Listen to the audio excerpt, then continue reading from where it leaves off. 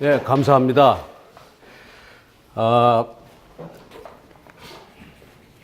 참 좋은 기획인 것 같습니다.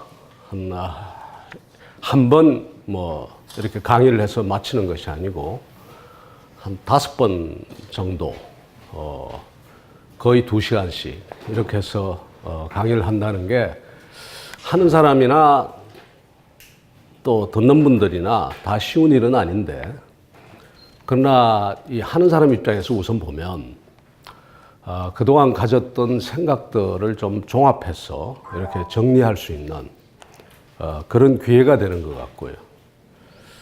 그래서 참 제가 선뜻 이야기를 하길래 두말 없이 제가 응했습니다. 내가 한번 해보겠다. 그러나 사실은 좀 부담은 좀 됩니다. 과연 어떤 내용을 가지고 거의 10시간에 가까운 이 시간을 정말 아깝지 않게 쓸 수 있을까라는 생각을 해봤습니다. 그래서 제가 하여튼 이야기를 드리는 대로 드리고 그 다음에 질문을 받고 그렇게 하겠는데, 강의 자체는 제가 한 80분 정도 그렇게 하도록 하겠습니다. 자, 오늘 첫 번째 강의를 이제 제가 하겠는데, 이름을 제가 국가주의의 나라 이렇게 이야기를 했습니다. 이제 그야말로 쉽게 이야기를 해서 우리가 한 나라에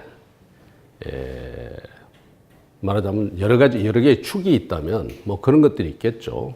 국가 부분, 소위 정부를 중심으로 한 국가 부분이 있고, 그 다음에 시장이 있고, 그 다음에 시민사회 내지는 공동체가 있는데, 국가주의라고 하는 것은 이 시장과 시민사회 내지는 공동체 그 위에 국가가 거의 군림하고 있는 형태, 아니면 국가가 그 강한 지배력을 행사하는 그런 형태를 이야기를 합니다. 굉장히 국가 권력이 강한 그런 사회를 이야기를 하는 거죠. 오늘 그 이야기를 좀 드리려고 합니다. 왜냐하면은 이것이 저는 한국 정치에 있어서 우리 정치의 가장 큰 모순 내지는 레짐, 나중에 이야기를 드리겠습니다만은 일종의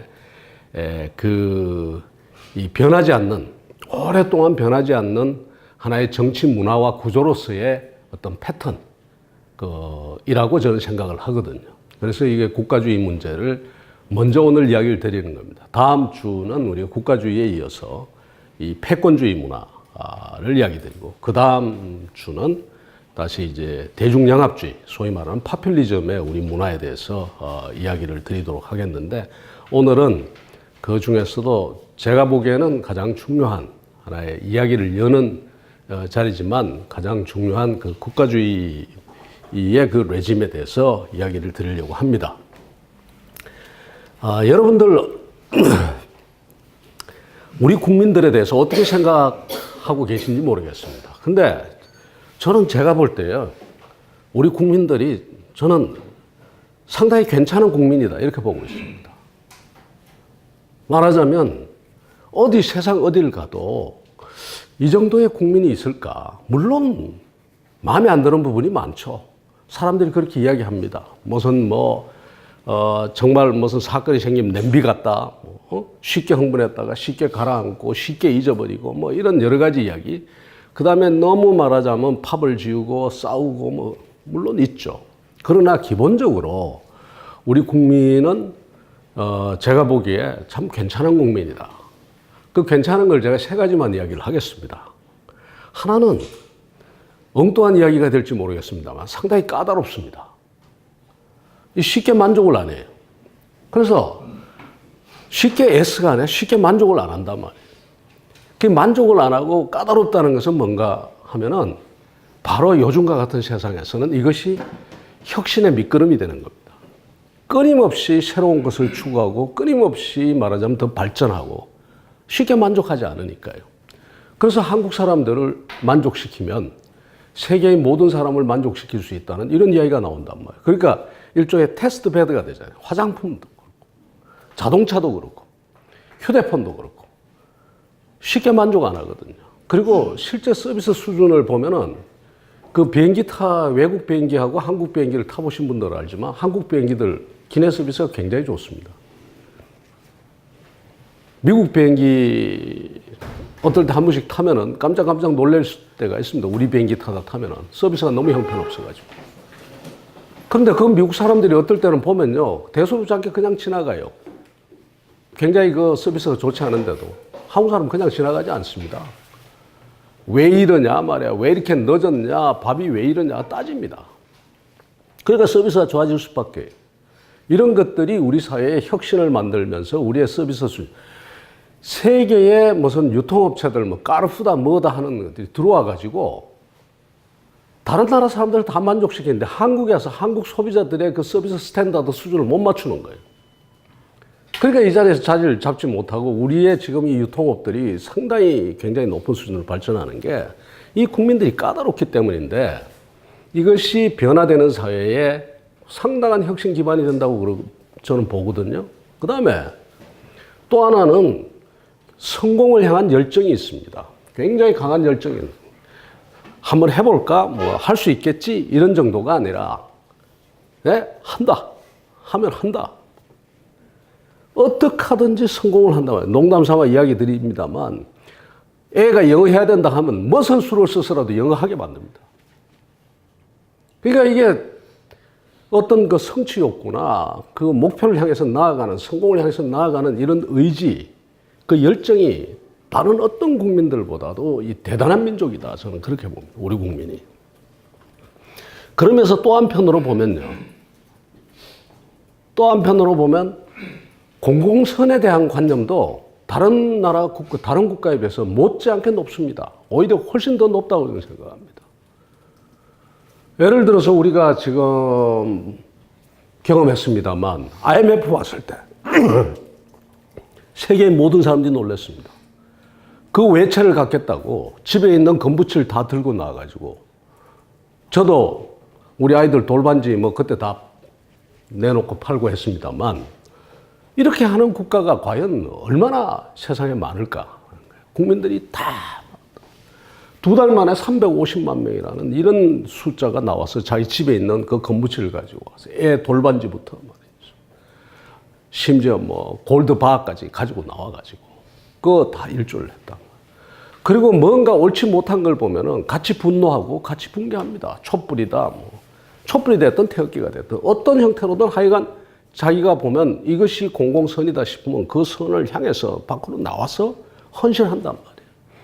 그래서 한편으로는 까다롭고 한편으로는 성공을 향한 그 강한 열정이 있고 또 그러면서 공공선을 잊지 않는다. 이 정도 되면 이 상당히 괜찮은 국민 아니냐.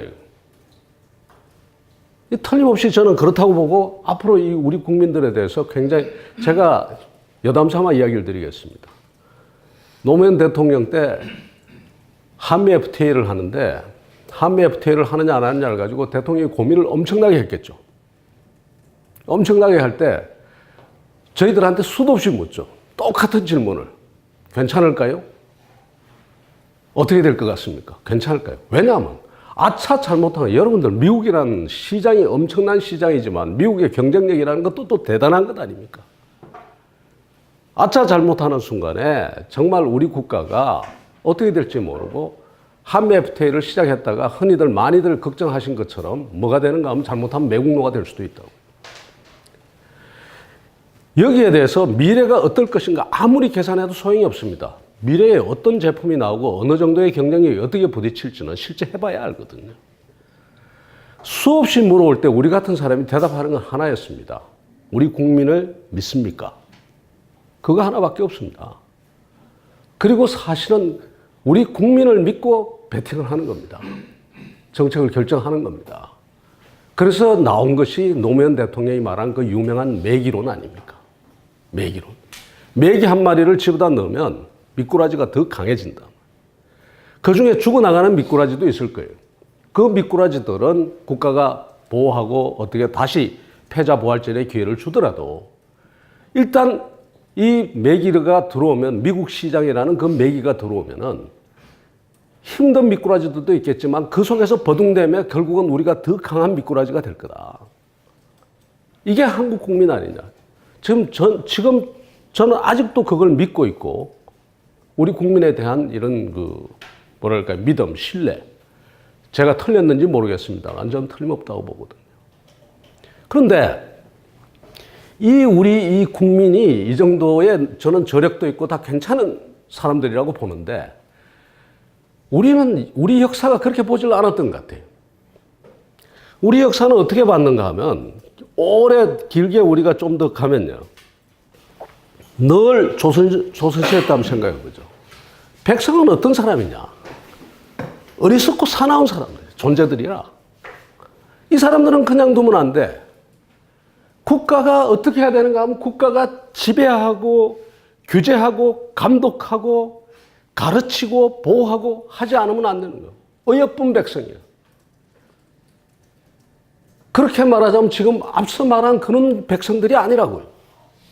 뭔가 가르치고 지배하고 규제하고 가만 놔두지 않으면 이게 사납게 설치고 아니면 굉장히 어리석고 그래서 늘 누르고 또 그 다음에 가르치려고 그러고 국가가 누가? 국가가 그리고 그 국가 권력을 쥔 지배계급과 지배자들이 백성을 그렇게 봤단 말이에요. 어리석은 존재들로 사나운 존재들로 봤단 말이에요. 그리고 눌렀죠. 사실은 어느 게 먼저인지 모릅니다.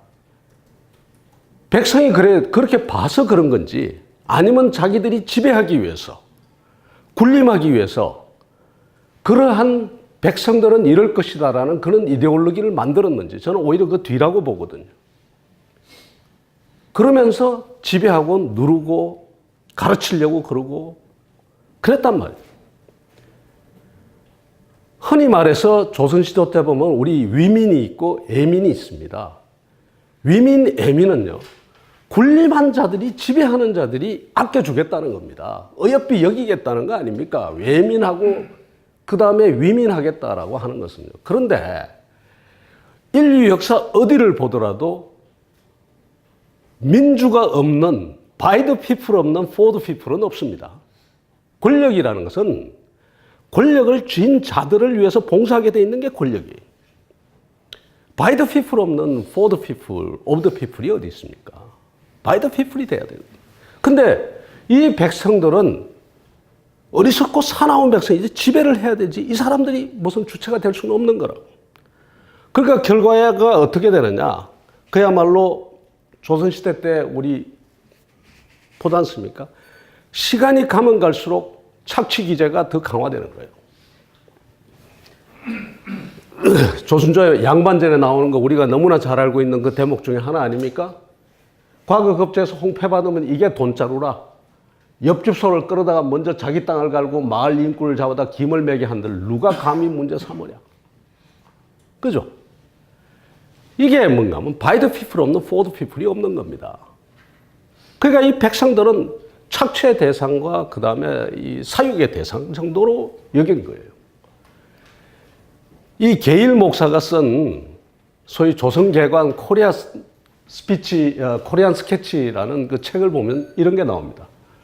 나를 인도하는 병정이 앞에서 사람들이 나타나기만 하면 활기를 띄웠다. 말에서 내려 담뱃불 끄라고 호통치고 그러면서 걷어차고 주먹질하고 백성들은 그냥 순순히 복종했다. 그 병정이 하는 꼴이 못마땅해가지고 그러지 말라고 하니까 하는 말이 조선에서는 이렇게 가지 않으면 존경받지 못한다. 그리고 날이 어두워지자 아무 집에나 들어가가지고 발길질하면서 그 문을 차고 들어가가지고 거기 있는 사람들 집주인을 끄집어내서 등불 들고 안내하라고 그러고 그 안내하는 사람이 넉장 부릴 때마다 채찍을 어떤 채찍인지 모르겠습니다. 채찍을 가야 돼. 이 게일 목사의 코리안 스케치에 나오는 그 대목입니다. 실제요. 이거는 참 조금 옆으로 갈지 모르겠습니다만 한마디 제가 하죠. 이 비숍 여사가 쓴 책이 있지 않습니까? 조선과 그 이웃 나라들, 코리아 앤 허 네이버스라는 책에 보면 이런 말이 나와요. 조선에 도착해서 조선 사람들을 보는데 너무너무 게으르고 나태하고 형편없는 거예요. 눈치 보고 서로 속이려고 그러고. 그래서 이 조선 사람들은 희망이 없는 민족이고 희망이 없는 백성들이다라고 그 비숍 여사가 처음에 그런 인상을 가져요. 그런데 만주에 가고 시베리아에 있는 그 조선 사람들을 가봤더니 그 조선 사람들은 너무나 열심히 일하고 너무나 말하자면 근면하고 그리고 예의 바르고. 그래서 뭐라고 그러는가 하면 비숍 여사가 마치 영국의 젠틀맨을 보는 것 같다고 그래요. 똑같은 조선 사람인데 조선에 있는 조선 사람은 그 모양인데 어떻게 시베리아에 있는 조선 사람들은 이럴까? 비숍 여사가 결론을 내립니다. 결국은 뭔가 하면 국가의 착취 구조 때문에. 조선에서는 돈을 조금이라도 벌면은 그 순간에 착취의 대상이 되고 그 다음에 붙들려 가지고 매를 맞으면서 재산을 뺏겨야 하니까 게으른 것이 생존을 위한 전략이 되는 거예요. 집에 녹그릇 하나도 들여다 놓지 말아야 되는 거예요. 그거 하나를 들여다 놓는 순간에 누군가 와가지고 멱살을 잡고 그걸 뺏어갈까. 양말이든 관리든. 우리가 말하자면 백성들을 그런 하나의 대상으로 삼았단 말이에요. 그 능력 있고 백성이 주인 되는 그런 세상이 아니라 그렇게 삼았단 말이에요. 그리고 조선이 소위 말하는 아주 강력한 국가주의 문화. 백성은 무조건 지배해야 되고 가르쳐야 되고 규제해야 되고 감독해야 되고 감시해야 되는 이러한 대상으로 삼았단 말이에요. 그러고 난 다음에 갑자기 나라를 뺏깁니다. 일제강점기가 들이닥쳐요. 일제강점기는 더 말할 것도 없어요. 엄청난 국가 권력이 들어와가지고 그 국가 권력이, 공권력이 시장과 시민사회 모든 것을 통제하고 압제합니다. 경찰국가요. 심지어 말하자면 일본 정부에 저항할 가능성이 있는, 아직까지 저항한 것도 아닌데 저항할 가능성이 있는 사람들까지 저렇게 몽땅 법을 만들어서 잡아넣고 그랬단 말이에요. 뿐만 아니라 더 재미있는 거는 그 일본 사람들이 일제가 압제를 가하는데 그 일제에 저항하는 사람들조차도 굉장히 국가주의적인 사고를 가지는 거예요. 그게 대표적인 게 뭔가 하면 좌익사상가들, 좌익운동가들입니다. 좌익운동가들이 뭔가 하면 결국 프롤레타리아 뭐 해서 국가 권력을 장악하고 그걸 가지고 국가를 개혁하자라고 하는 게 그게 좌익사상이었거든요. 무정부주의자들이 일부 있었습니다. 우리 그 아나키스트 영화도 있고 뭐 있습니다만 무정부주의 독립운동을 한 사람들이 적잖게 있고 저는 그 부분은 우리 역사에 다시 한번 잘 정리가 돼야 된다고 생각을 합니다만 그러나 그 아나키스트들, 소위 무정부주의자들은 굉장히 그 세력이 갈수록 약화됐고 결국은 독립운동을 하는 사람들도 오히려 우파와 좌파, 그래서 좌파 독립운동이 상당한 그 어떤 주류를 이루기도 했거든요. 그러면서 뻗어나갔는데 그 사람들조차도 말하자면 국가 권력을, 강한 국가 권력을 기본으로 하는 그런 좌파 사상을 가지고 있었단 말이에요. 그러니까 우파도 좌파도 그 다음에 조선을 지배하고 있는 아니면 이 대한민국, 이 한반도를 지배하고 있는 일제의 그 강점기 정부조차도 국가주의란 말이에요. 그러니까 그 국가주의의 문화가 조선에 이어서 그대로 일제기에 그대로 넘어오는 겁니다. 그대로 넘어요. 변화가 없었다. 그러다가 다시 어떤 일이 벌어지느냐. 광복 후에 더 말할 거 없죠. 길게 제가 이야기 설명할 거. 역시 또 이승만 독재체제가 정립이 됩니다. 여전히 강한 국가주의 문화를 가지고 국가가 시민사회를 끌고 가고 시민사회를 규제하고 시민사회를 감독하고 지배하는 그러한 양상의 우리 통치구조가 마련되는 겁니다. 심지어 이 집권자, 소수의 집권자 중심의 이런 국가주의 문화를 완화시킬 수 있는 게 뭔가 하면 이제 지방분권이라든가 지방자치라든가 이런 거 아니겠습니까? 그런데 심지어 실제로 이승만 정부 때 지방자치를 했습니다. 그렇죠. 1952년에 지방자치를 실시를 했는데 지방자치조차도 국가 권력을 약화시킬 수 있는 지방자치조차도 오히려 독재 권력, 그 국가 권력을 강화하기 위한 수단으로 지방자치가 실시가 됩니다. 정말 아이러니입니다. 무슨 이야기인가 하면 이승만 대통령이 48년에 이제 그 대통령이 됐는데 대통령이 됐을 때는 그 당시에 이제 간접선거입니다. 간접선거에 의해서 국회의원들이 간접선거를 해서 대통령이 됐어요. 그런데 재헌의회에 의해서 그렇게 됐는데 재헌의회는 임기가 2년 아니었습니까? 근데 1950년에 다시 이제 선거를 했는데 그 선거에서는 이승만 반대파들이 대거 당선이 돼버렸단 말이에요. 대거 당선돼 버렸으니까 이승만 대통령은 1952년에 가서 다시 말하자면 국회에 간선이 돼야 되는데 해보니까 도저히 간선으로서는 대통령이 될 수가 없어요. 국회의원들이 다 반대파들이니까. 결국은 이승만 대통령이 뭔 카드를 꺼내는가 하면 이 소위 말하는 직선제 카드를 꺼내는 겁니다. 직선제 개헌을 해야 되겠다. 직선제 개헌을 하려니까 국회는 당연히 반대를 하죠. 그러니까 그 반대하는 국회의원들을 제압하기 위한 수단으로서 뭘 하는가 하면 지방선거를 실시하는 겁니다. 언제 실시하느냐? 지방자치라는 것은 하던 지방자치도 전쟁이 일어나면 멈추게 되거나 아니면 기능을 정지하거나 해야 될 판인데 1952년 한참 전쟁 중에 임시 수도를 갖다 부산에 두고 있는 이런 상태에서 그것도 지리산 일대에는 이 한강 이북은 수복도 안 되고 지리산 일대는 지금 계엄령이 선포된 상태에서 지방선거를 실시합니다. 이유가 뭐냐? 지방의회 의원들을 갖다 지방선거를 해서 지방 정치인들을 잔뜩 소위 말하는 친 이승만파로 전부 구성하게 한 다음에 그 사람들의 힘을 빌려서 결국 대통령 직선제를 밀어붙이기 위해서 이제 그런 겁니다. 실제로 지방자치를 해가지고 국가 권력을 정말 나눠가지고 분권해가지고 이래야 될 지방의 의원들이 지금 이게 무슨 사진인가 하면은 그 지방의원들이 당선되자마자 국회의사당 앞에 와가지고 국회의원들 끌어내려고 지금 국회의사당 앞에 와서 데모하는 장면입니다. 제일 먼저 지방의회에 지방의원으로 당선된 사람이 제일 먼저 한 일이 대한민국에서 제일 먼저 한 일이 뭔가 하면 그 이승만 정권의 그 독재 체제를 반대하는 국회의원들을 실제로 이 사람들이 뭘 이야기하는가 하면 헌법에도 없는 국민 소환 이걸 부르짖으면서 실제로 국회의사당에 난입해가지고 국회의원들 멱살을 쥐고 끌어내고 하는 그런 일들이 있었습니다.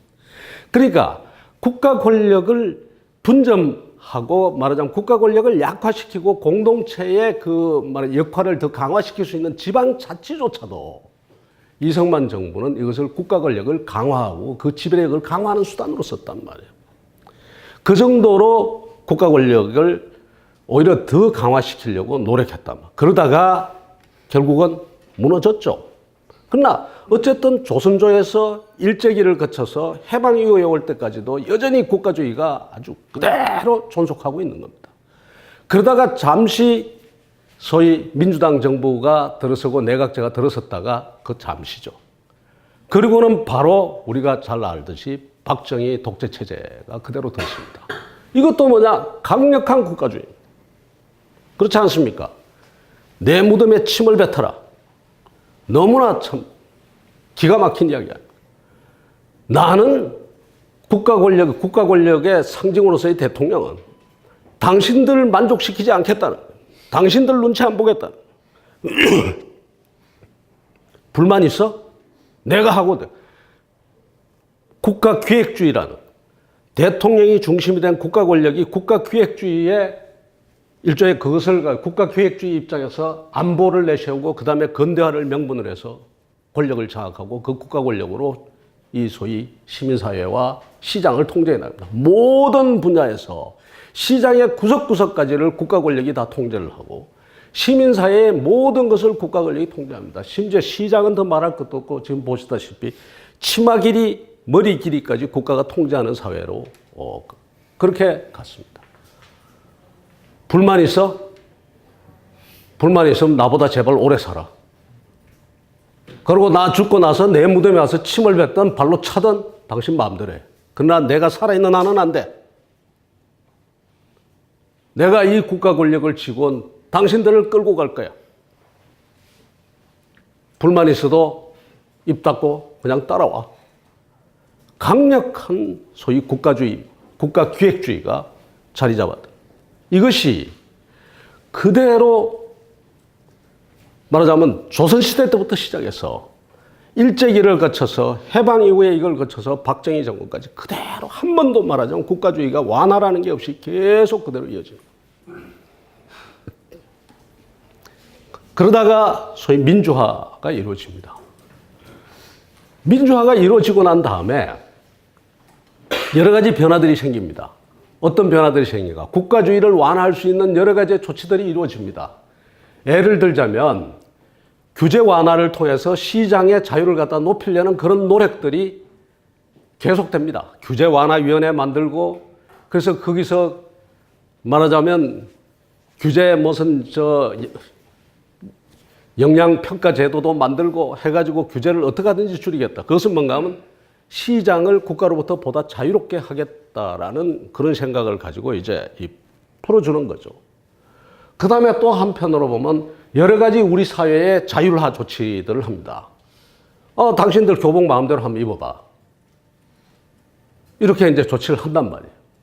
그 다음에 이런 자율화 조치를 하는가 하면 지방 분권을, 그야말로 국가 권력을 분산시키기 위한 일종의 지방자치라고 하는 것은 지방자치를 통해서 공동체의 역할을 강화하겠다는 게 그게 기본인데, 지역사회, 지역시민사회와 공동체의 역할을 강화하겠다. 그래 해봐. 지방선거도 우리가 91년에 다시 30년 만에 지방의회 선거를 하고, 그 다음에 그게 91년이었죠. 95년에는 지방자치단체장 선거를 하고. 그러면서 by the people, 이 주민, 국민 직선제 개헌도 하고, 여러 가지의 변화가 있었단 말이에요. 그러니까 이거는 민주화라는 이름 아래 말하자면 국가 권력을 약화시키고, 지역사회, 시민사회, 공동체의 역할과 시장의 역할을 강화시키려는 그러한 조치들이 이제 행해지는 겁니다. 그런데 그 이후 이제 지금까지 우리가 쭉 오고 있는데, 과연 그러면 많이 달라졌느냐? 우리의 말하자면 이 쭉 조선조부터 내려오던 그런 것이 많이 달라졌느냐? 달라지긴 했지만 그렇다고 해가지고 완전히 딴 나라가 됐냐? 그건 아닌 것 같다라는 겁니다. 그 국가 권력은 우리의 구석구석, 우리의 삶 곳곳에 지금 국가 권력이 침투해 있는 겁니다. 예를 들어서 경제 자유도를 우리가 이제 이게 지금 캐나다에 있는 그 프레이즈 인스티튜트, 그 프레이즈 연구소에서 나온 건데, 소위 경제 자유도를 측정하는 지표로 많이 인용이 되는 그런 지표입니다.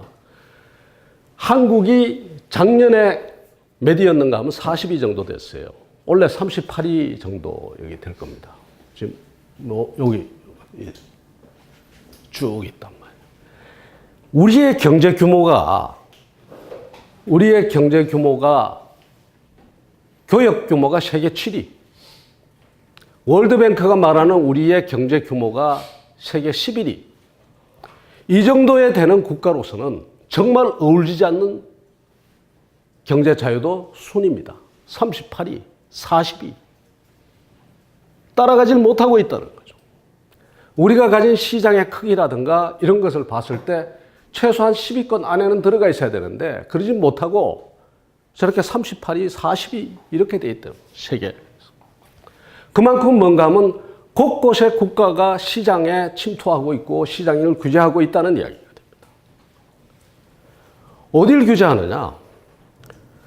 시장만 아니라 시민사회에도 깊숙이 침투하고 있어요. 곳곳에 모든 것이 인가 받아라, 허가 받아라, 승인 받아라, 심지어 부처 간에 서로 승인하는데도 옆에 부처에 협의를 해라.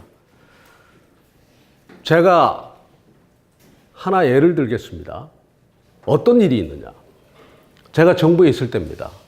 청와대 정책실장을 할 때 어떤 일이 있었는가 하면, 제가 어떤 자연인 한 사람이 이제 거론될 수 있기 때문에 그 사람의 이름이나 정확한 그 어떤 일이었는지는 밝히지 않겠는데요. 이렇게 보시면 됩니다.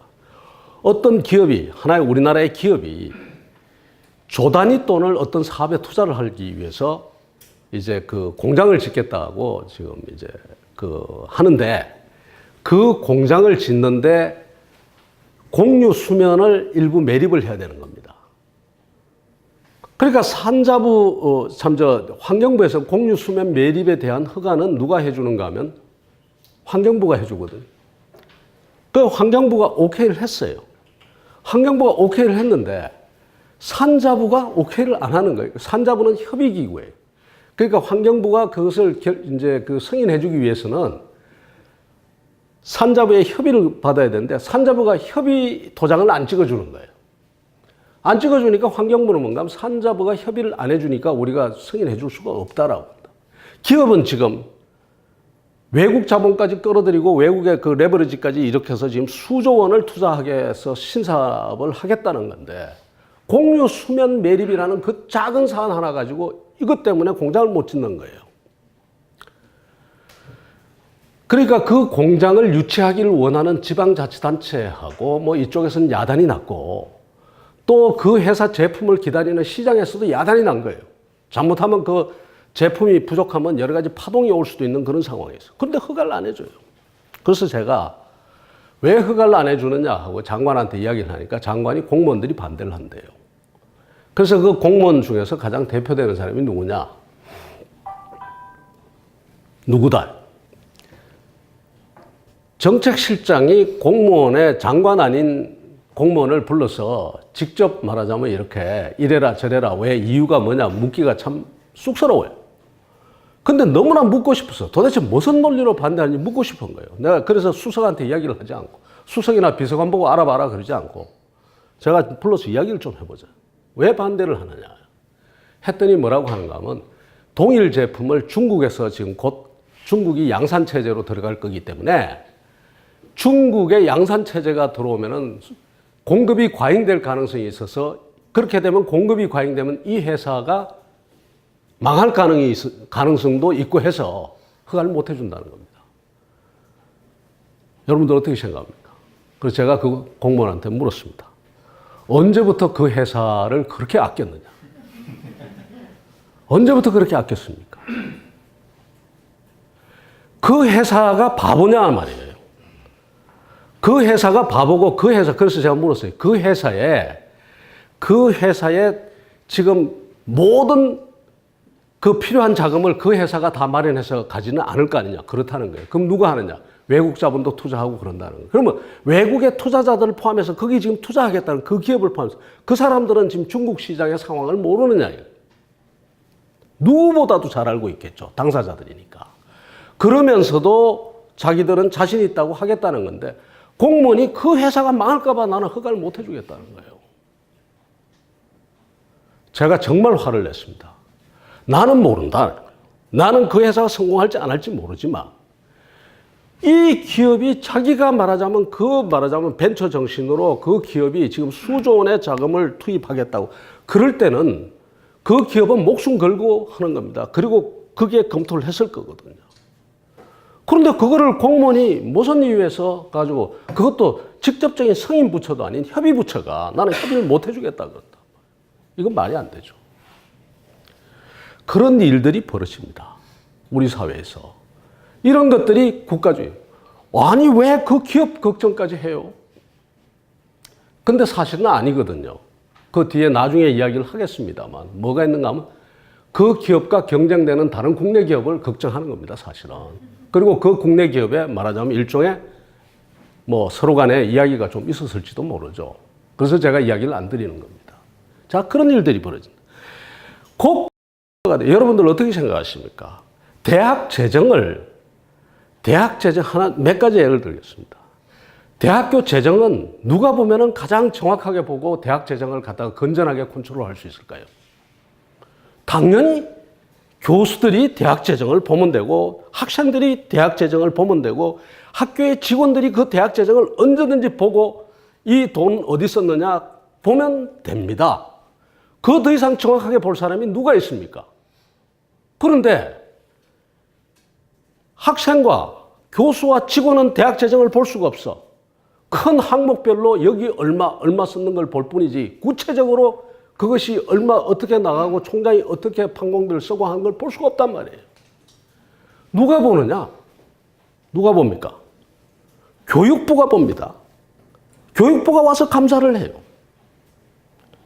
그것도 자기 기준 가지고 감사를 해서 학교에 따라서 학교의 필요에 따라서는 이쪽에 더 쓸 수도 있고 저쪽에 덜 쓸 수도 있는데 자기 기준을 가지고 감사를 해요.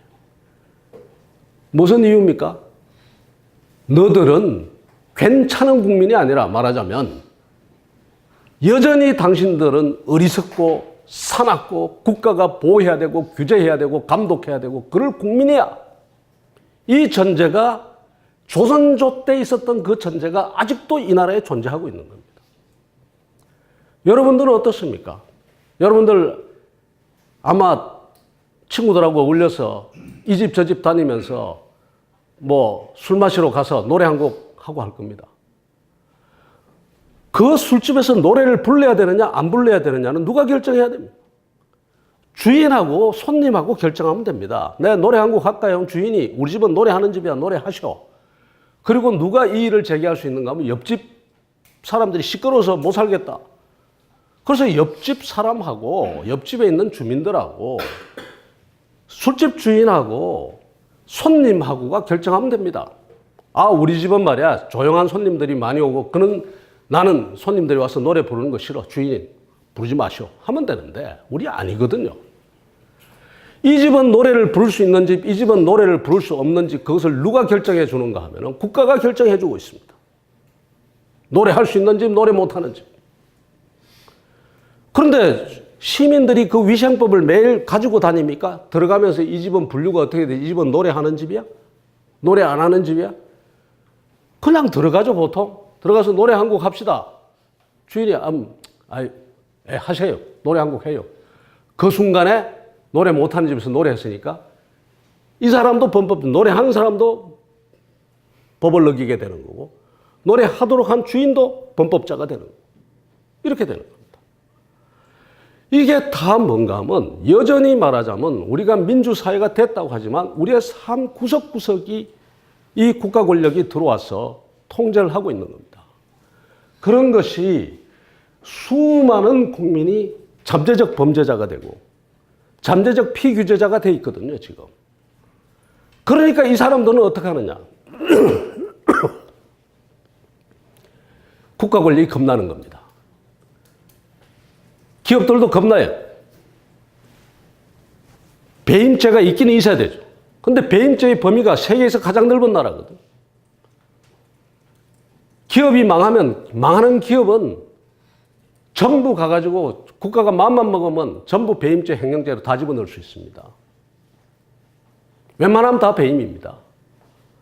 그러니까 기업하는 사람은 당연히 뭐에 들어야 되는가 하면은 검사 한 사람은 사위로 삼거나 아니면 검사하고 스폰서 검사해가지고 한두 명 친해놓고 그 다음에 동네에서 식당 하려면은 노래방이 아니라 술집 하나 하려면은 구청 직원이나 파출소 순경 친해놔야지 하는 거지 못한다. 이러면서 국가 권력이 이 시민사회 위에 검찰이 군림하고 경찰이 군림하고 관청이 군림하고 이런 사회가 된다. 여전히 기본적인 관념은 뭔가 하면 그 사람들의 자기들 권한을 보호하기 위해서도 그렇지만 그 안에는 뭔가 하면 이 나라 백성은 여전히 아직도 어리석고 사납고 국가 권력으로 규제하지 않으면은 술집 하나도 우리 사회에서 제대로 운영할 수 없는 그런 나라라는 전제가 있는 거예요. 그래서 다 그렇단 말이에요. 중앙지방 관계도 마찬가지죠. 아직까지 지방자치가 됐다고 하지만요. 지방자치 하고 있지만 지방자치 우리 지금 제대로 안 하고 있습니다. 시장, 군수, 구청장들 사람들이 그래요. 아, 구청장들이 힘이 얼마나 세고 시장이 얼마나 힘이 센데요. 힘 세죠. 힘 센데요. 시장, 군수, 구청장, 지사 이런 사람들이 행사하는 권한에 중요한 권한의 대부분은 중앙정부의 권한입니다. 자치 권한을 행사하는 거 아닙니다. 우리 지방자치단체장이 모자를 여러 개를 쓰고 있거든요. 하나는 뭔가 하면 지방자치단체장이라는 모자 쓰고 지방자치단체 집행기관의 장이라는 모자를 쓰고 여러 가지 모자를 쓰고 있는데 그 모자 중에 하나가 뭔가 하면 중앙정부의 일선기관장이라는 모자입니다. 우리의 서울시든 성북구든 종로구든 수많은 중앙정부의 소위 기관위임 사무라고 해서 그 위임 사무를 처리하고 있는데 그 위임 사무에 대해서는 지방의회가 관여를 못합니다. 기본적으로. 지금 와서 조금 폭이 넓어지긴 했습니다만 기관위임 사무는 뭐에 의해서 이루어질 수밖에 없는가 하면 중앙정부의 지시와 지침에 의해서 이루어질 수밖에 없어요. 그래서 단체장들은 중요한 인허가 업무라든가 이런 사무들은 대부분 보면은 기관위임 사무, 국가의 일선기관으로서 권한을 행사하는 것이지 지역사회의 대표로서 아니면 지방자치단체의 대표로서 아니면 집행기관의 지방자치단체 집행기관의 장으로서 권한 행사하는 게 아닙니다. 그렇기 때문에 자치라는 것은 구청장 권한이 시장 권한이 크고 작고 관계없이 우리의 자치의 범위는 너무나 좁다라고 이야기를 할 수 있습니다. 지방의회 의원들이 관여할 수 있는 사무 정도가 그것이 자치사무입니다. 그런데 지방의원들 뭘 합니까? 우스갯소리 하나 할까요? 지방자치가 처음 실시될 때 제가 잡지에다 글을 하나 썼어요. 그 글이 뭔가 하면 지방의원이 할 수 있는 일 없는 일 뭐 이렇게 썼어요. 쓰고 내가 학교에서 나와가지고 밤에 야간 수업을 하고 난 다음에 집에 들어갔더니 우리 와이프가 아내가 하는 말이 뭔가 하면 누가 시골서 영감님 한 분이 와가지고 전화가 와서 오늘은 늦게 들어올 거라고 했더니 내일 자기가 저기 경기도 어디에서 왔는데 자고 내일 아침에 일찍 전화 드리겠다고 그러고 전화 끊었는데 내일 아침에 전화 올 거다 이거예요. 진짜 아침에 전화 왔어요. 막 자는데 전화가 왔어요. 갔더니 이 양반이 뭐라고 그런가 하면 그 이야기 합니다. 자기가 지금 나이 들어가지고 군의원 출마를 하려고 하는데 내가 당신 글을 읽었다는 거예요. 할 수 있는 일, 할 수 없는 일 했는데 앞만 읽어도 무슨 소리인지 모르겠다. 그거 말고 그러면서 종이를 탁 꺼내는데 내가 공약할 거 이 나이 들어가지고 나가면서 못할 거 약속하면 안 되지 않냐. 근데 7개를 딱 적어왔다. 요 중에서 요건 된다. 안 된다. 내가 공약할 거다. 안 할 거다. 요거 적어달라는 거예요. 그거 체크해달라는 거예요. 주십시오. 그래서 내가 이제 법을 봐야지 다 아는데, 그러나 일단 내가 한번 보죠. 봤단 말이에요. 제 첫 번째. 지방공단의 유치. 이래 나왔어요. 그래서 제가 이제, 이건 안 됩니다. 자, 껐어요. 그 왜 안 되는데? 아니, 국가공단은 국가가 하는 거고요. 그 다음에 지방공단만 해도 그 도지사 권한이지 군하고 아무 관계 없고 특히 군의회 의원하고는 아무 관계 없는 그런 권한입니다. 이제 그었어요. 두 번째, 병상 200개 이상의 종합병원의 유치. 이것도 안 됩니다. 그었어요. 왜 안 되냐? 우선 돈도 없고요. 군에. 그 다음에 병원 설립에 관한 것도 그거 저 군에서 그렇게 하는 거 아닙니다. 그거.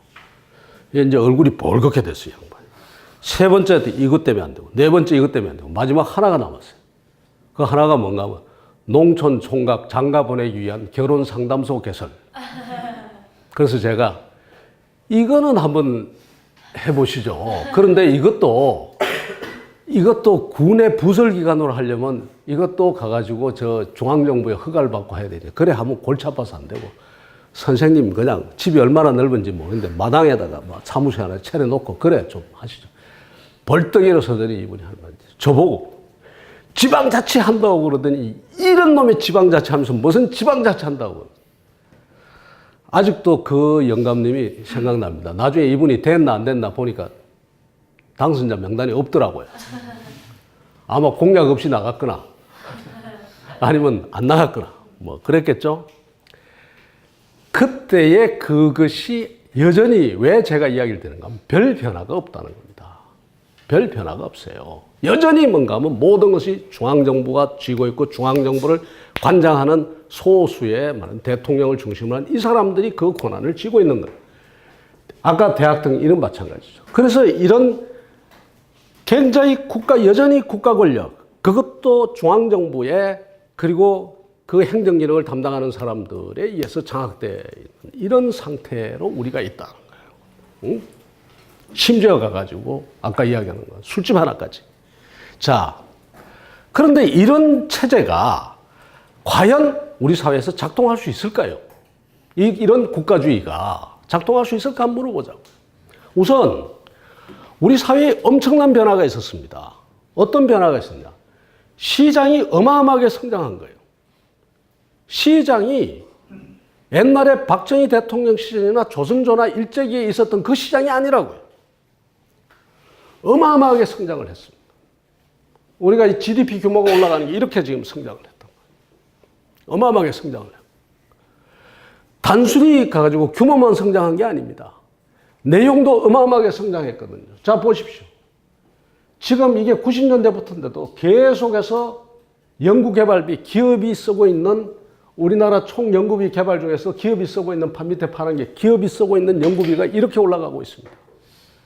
국가의 연구비는 아무것도 아니라 이 말이에요. 삼성전자 하나만 해도 그 삼성전자의 연구 인력이 6만 명이라. 그 정도의 그 연구 역량은 곧 뭡니까? 혁신 역량 아닙니까? 우리의 시장이 가진 혁신 역량이나 그 시장이 가진 엄청난 그 역량, 성장 역량이라든가 이게 있단 말이에요. 무지무지하게 성장했다. 그 다음에 시민사회도 똑같이 어마어마하게 성장했죠. 권력 자체가 말하자면 권력에 대한 나름대로의 자기 주인의식이라든가 이런 것이 성장했을 뿐만 아니라 정보력도 어마어마하게 성장했단 말이에요. 카톡 인구가 늘어나는 것만 해도 지금 얼마입니까? 온갖 정보를 서로 주고받고 지식을 주고받고 소위 말하자면 옛날에 국가와 일반 시민사회는 정보의 비대칭이 있었단 말이에요. 국가가 엄청난 정보를 가지고 있고 시민사회는 그런 정보를 가질 수 없었는데 지금은 옛날에 국회의원들은 정보를 더 많이 가지고 있고 시민사회는 정보가 지금은 그런 정보의 비대칭이 다 깨져버렸다. 오히려 시민사회가 훨씬 더 큰 지식과 정보를 가지고 있다고 해도 과언이 아니란 말이에요. 그 정도로 시민사회가 권리의식만 성장했을 뿐만 아니라 실제 지식과 정보에 커졌죠. 뿐만 아니라 시민사회가 뭐도 지금 점점 더 커지고 있는가 하면 이건 굉장히 중요한 변수 중에 하나입니다만 노동시간이 차차차차 줄고 있습니다. 노동시간이 준다는 것은 그만큼 시민사회가 공적인 영역에서의 역할을 더 많이 할 수 있고 더 많은 고민을 할 수 있다는 이야기입니다. 그동안 일에 지쳐서 집에 가서 지금도 아직도 그렇습니다만 어차피 앞으로 또 줄어들고 지금까지 줄어들어 왔단 말이에요. 노동시간. 여러 가지 이야기를 드릴 수 있습니다만 어쨌든 시장과 시민사회가 엄청난 속도와 규모로 지금 커졌다. 무엇보다 더 국가의 역량, 정부의 역량을 몇 배 더 뛰어넘을 정도로 더 커져버렸다. 이런 사회에서 국가가 이 시장과 시민사회 구석구석이 들어오는 이 체제가, 이 국가주의 체제가 과연 존립할 수 있을까? 그리고 이것이 작동할 수 있을까? 우리 한번 물어보자고요. 결론은 뻔합니다. 작동 못하죠. 거기다가 이런 변화가 있잖아요. 변화 속도가 어마어마하게 빠릅니다. 빨리 적응해야 돼요. 글로벌라이즈 돼 있죠. 세계화 저런 게 일어나면서 전 세계가 하나의 시장이 돼가지고 더더욱 말하자면 경쟁이 더 치열해지는 그런 사회가 돼버렸죠. 글로벌라이즈 된 거 이것만 해도요. 제가 그 99%를 위한 대통령은 없다라는 그 책에 썼습니다만 무섭습니다. 지금 우리의 산업 구조가요. 지금 제일 겁나는 것 중에 하나가 글로벌 분업 체계가 완전히 바뀌고 있습니다. 무슨 말인가 하면은 예를 들어서 제조업만 하더라도요. 제조업이 옛날에 다 어디 있었는가? 한국 같은 데 있고 그 다음에 동남아 같은 데 있고 이렇게 있었죠. 지금은 이런 국가에서 제조업이 빠져나가고 있습니다. 왜? 제조업이 왜 빠져나가냐? 사람을 안 써도 되거든요.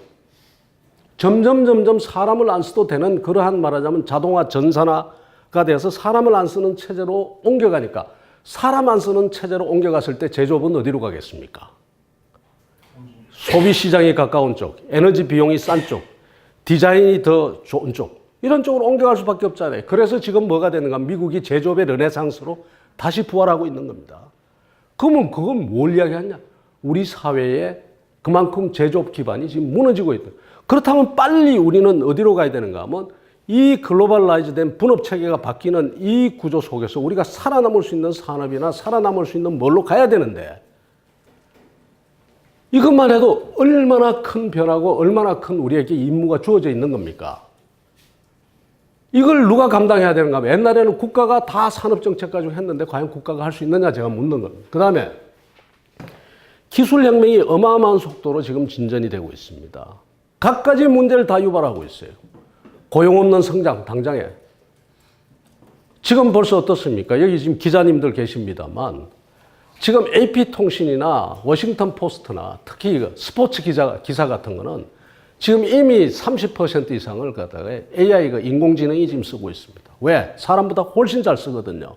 스포츠 같은 거는 데이터가 중요하잖아요. 그 데이터를 다 가지고 있는 인공지능이 사람보다 훨씬 더 빠르게 쓰고 있어요. 얼마나 많은 직업이 없어지겠습니까? 그죠? 약사 직업이 과연 존재할 수 있을까? 뭐 요즘 이렇게 묻습니다. 의사는? 변호사는? 이런 혁명에다가 그 다음에 심지어 가족의 해체. 우리는 지금 아직도 지금 미미합니다만 아직 앞으로 가족이 해체된다는 건 뭐냐? 가족의 역할을 대신할 다른 무엇들이 있어야 된다는 이야기 아니겠습니까? 그러냐? 하여튼 이런 변화들이 엄청나게 일어나고 있단 말이에요. 그러려면은 금융이 받쳐줘야 되고 인적 자본 육성 체계가 받쳐줘야 되고 다 받쳐줘야 되는데 이런 변화들이 어마어마한 변화들이 일어나고 있는 거예요. 게다가 어차피 우리 사회가 전체가 혁신 주도형 사회로 바뀌고 있습니다. 이제는 인적 물적 자원 넣어서 안 된단 말이에요. 사람만 들어가고 돈만 들어간다고 해서 되는 것이 아니라 그 다음에 이게 기술과 뭔가 새로운 어떤 이 인적 물적 자원 이것이 새로운 다른 무엇과 결합하면서 이렇게 해서 조합을 해가지고 생산성과 경쟁력이 커지는 그런 사회로 간단 말이에요. 그 새로운 결합, 새로운 생각, 창의적이고 혁신적이고 이게 필요한 세상이 됐어요.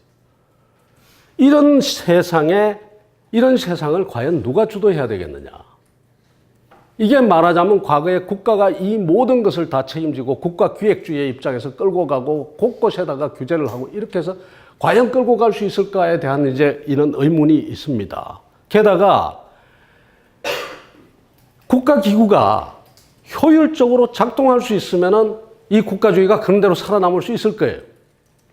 근데 국가기구가 전혀 효율적으로 작동할 수가 없습니다. 가장 대표적인 게 뭔가 하면은 국회입니다.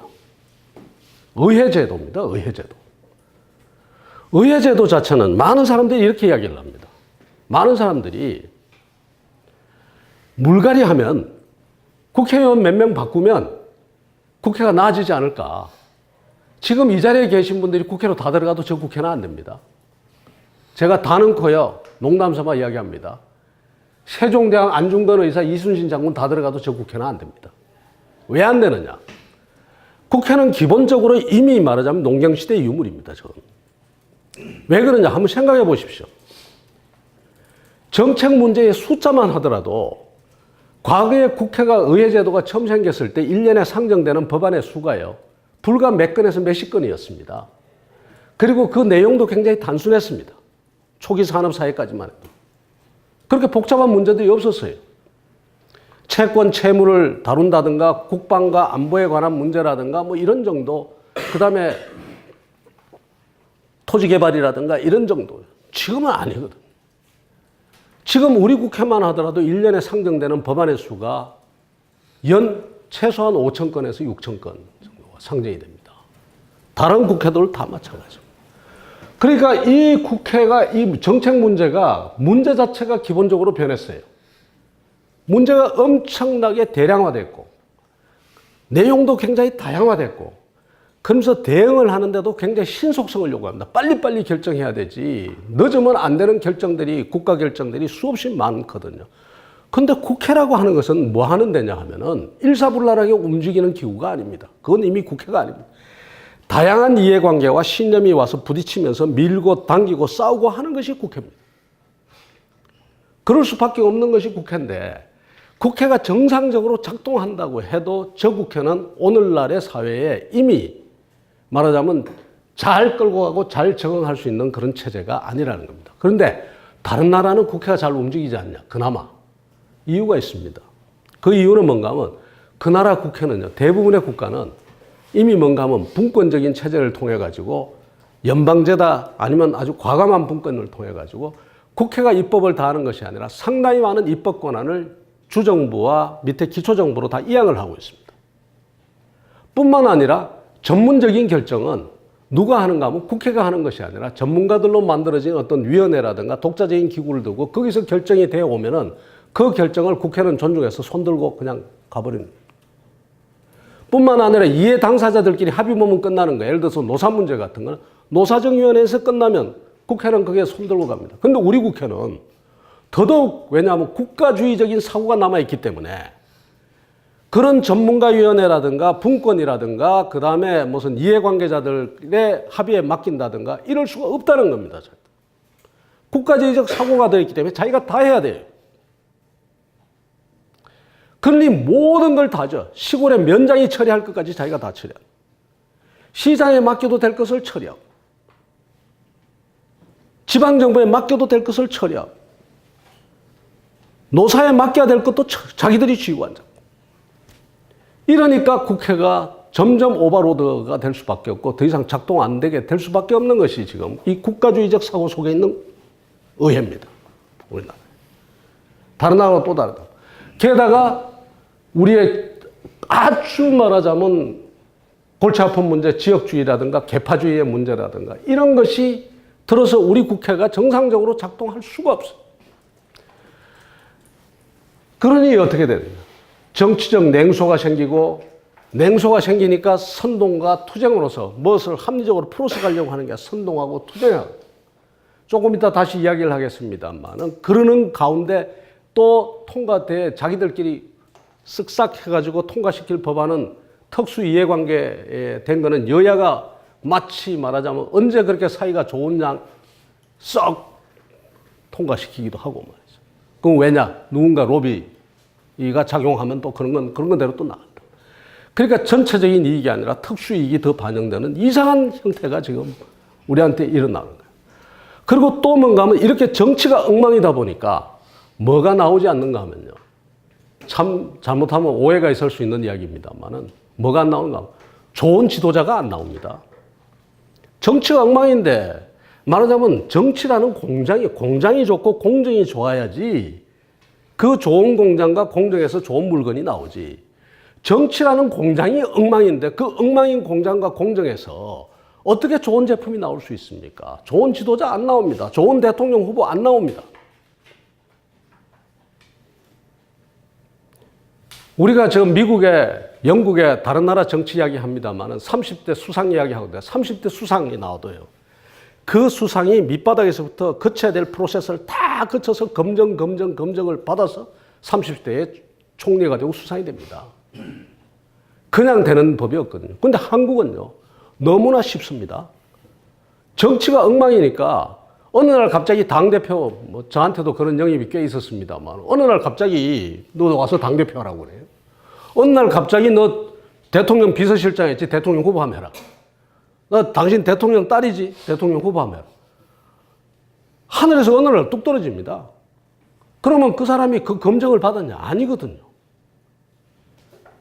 어느서 이런 구조 속에서 어떻게 좋은 지도자와 좋은 대통령이 나오겠어요? 안 그래도 어려운데.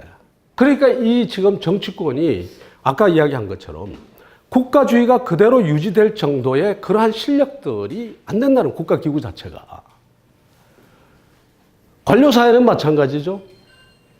제가 다른 데서도 이야기를 했습니다만 관료사회도 정치권과 다를 바가 하나도 없습니다. 여기도 말인가 아까 국회의원도 그렇습니다. 사람들이 국회의원 이야기하면은 머리에 뿔난 사람 비슷하게 생각하는데요. 안 그렇습니다. 국회의원 한 분 만나서 이야기 한번 해보십시오. 멀쩡한 사람 굉장히 많습니다. 멀쩡한 사람 많습니다. 아, 이런 국회의원도 있었나. 만난 사람마다 나와서 국회의원 엉망인데 그 친구는 괜찮아 이러거든요. 그런 사람 많습니다. 그런데 뭐가 안 되는가 하면 집합적인 정치와 집합적인 기구로서의 국회는 엉망이 되는 겁니다. 관료도 마찬가지입니다. 대한민국 관료들요. 최소한 시험 하나는 다 쳐서 들어간 사람들입니다. 국어공무원도 그냥 안 들어갑니다. 시험 하나는 다 쳐서 들어가고 우리나라에서 그런 대로 괜찮은 사람들이 다 9급, 7급, 5급 다 들어가죠. 그런데 들어가서 있다 보면은 뭐가 되는가 하면 복지부동, 복지안동해 이상한 사람이 돼버린단 말이에요.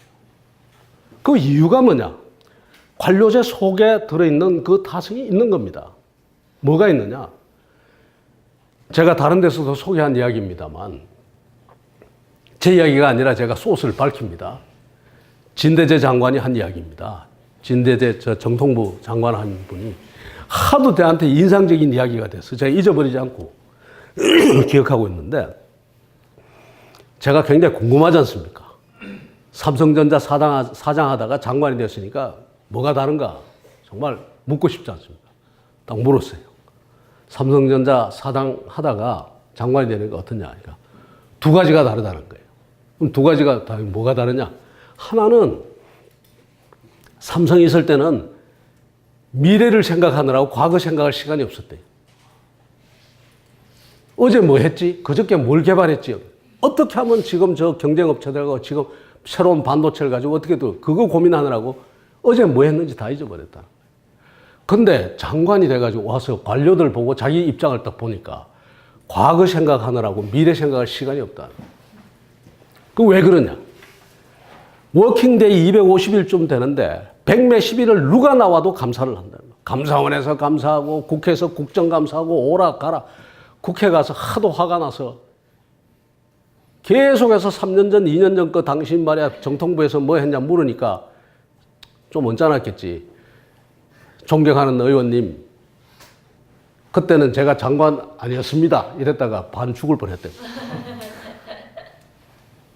그럼 어떡하느냐? 과거에 뭐 했는가 서류 뒤져가지고 국정감사 준비하고 미래 생각할 시간이 없다.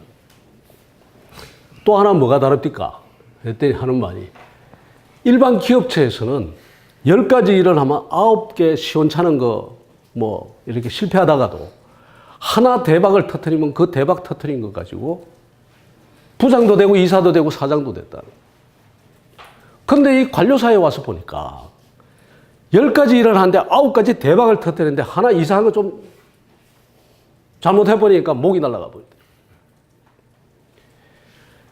관료들 입장에서 보면 온 천지가 뭔가 하면요. 그것도 중앙집권적인 그런 관료체제. 중앙집권적인 체제는 그 관료의 일종의 말하자면 원심력을 갖다가 규제하기 위해서 구심력을 동원하기 위해서 어떻게 합니까? 각가지 규정과 규제와 지침을 만들어 놓습니다. 그 지침과 법과 지침과 그 다음에 이 훈령들이 다 뭐가 되는가 하면 관료 입장에서는 지뢰밭이 되는 겁니다. 하지 말라는 거 했다가 어떻게 했다가 그냥 발버가 터지면은 자기 가는 겁니다. 지뢰밭에 들어있는데 그 지뢰밭에서는 안 움직여야죠. 지뢰밭에서 함부로 움직였다가 그야말로 그게 바로 뭔가 하면 그릇 깰까봐 설거지 안 한다는 이야기예요. 안 하는 거죠. 하라고 그러지 않는 한 안 한단 말이에요. 공연히 가가지고 지뢰밭 밟으면. 근데 자기만 안 하면 괜찮은데 지뢰라는 게 터지면 옆에 있는 사람도 다치거든요. 옆에 동료나 선배나 윗사람이나 아니면 옆사람 동료나 밑에 사람이 해가지고 하면 그 지뢰 밟으면 자기도 터진다. 그러니까 나만 안 하는 게 아니라 그 친구도 못하게 해야 돼. 너 왜 일 벌리려고 하냐. 제발 좀 가만히 있으란 말이야. 이런 국가 구조 속에 우리가 지금 이런 국가에 말하자면 이 소위 가버닝 바디 국가 기구가 지금 이런 상황인데 이 국가주의가 성립될 수 있을까요? 성립될 수가 없는 거지.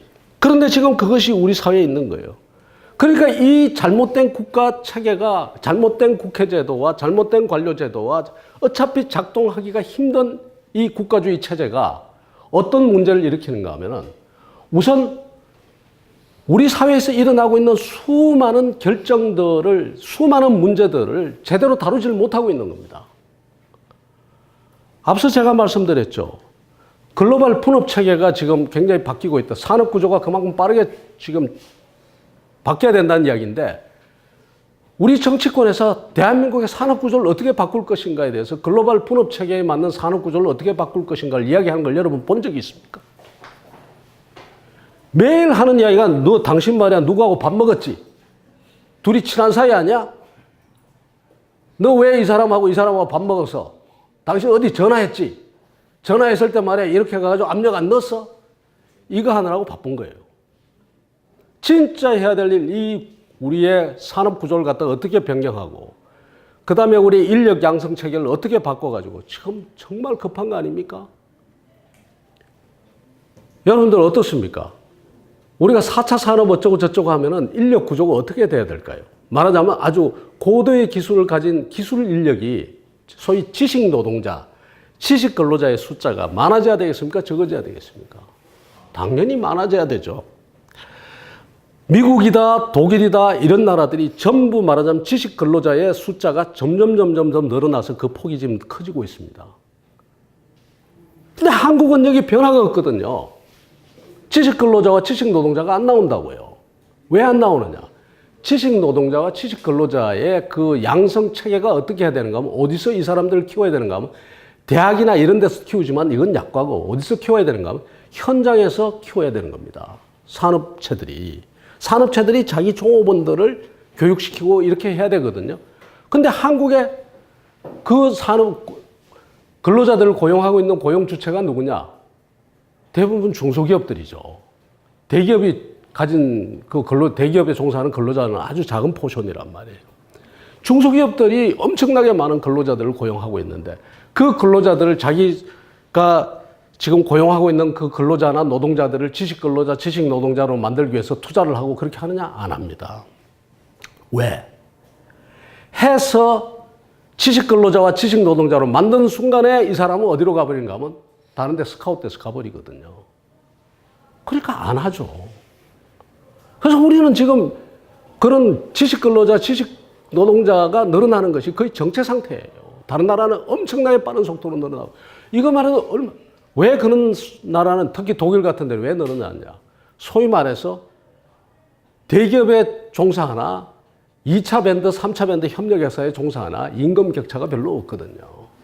그렇기 때문에 내가 중소기업에서 키워도 그 사람이 다른 데로 갈 이유가 없네. 난 내 고향에서 내 살던데 그냥 여기서 살래.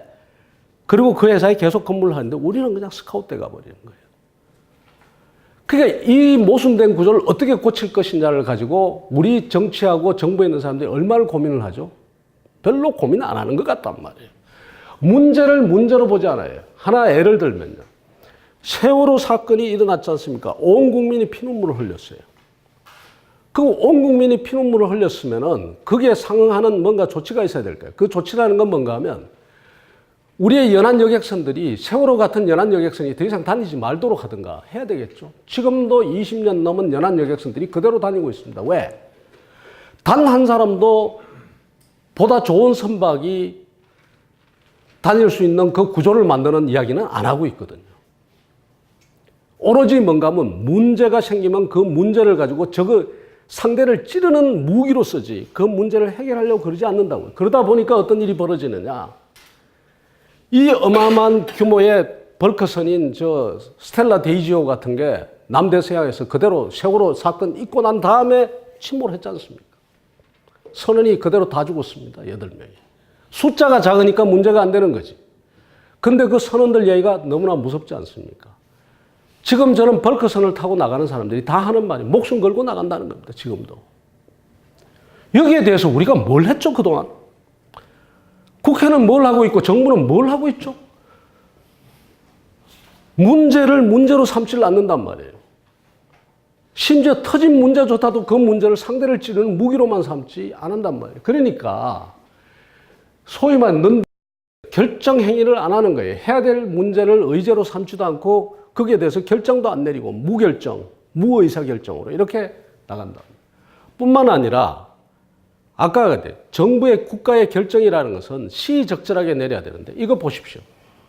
하도 답답해서 참여정부 때 저희들이 전수조사를 해서 센 겁니다. 이게 2006년까지밖에 없어서 제가 유감입니다만 셌더니 공무원 책상 위에서 법안이 작성되기 시작해서 국회를 통과하는 데까지 걸리는 시간이 평균 35개월입니다. 법률이. 이런 국가 체계로 국가주의가 그대로 존속해서 우리 사회 곳곳을 규제하고 곳곳을 내리누르고 한다? 이 국가가 돌아갈 이유가 없는 거죠. 그러니까 잘못됐다는 이야기입니다.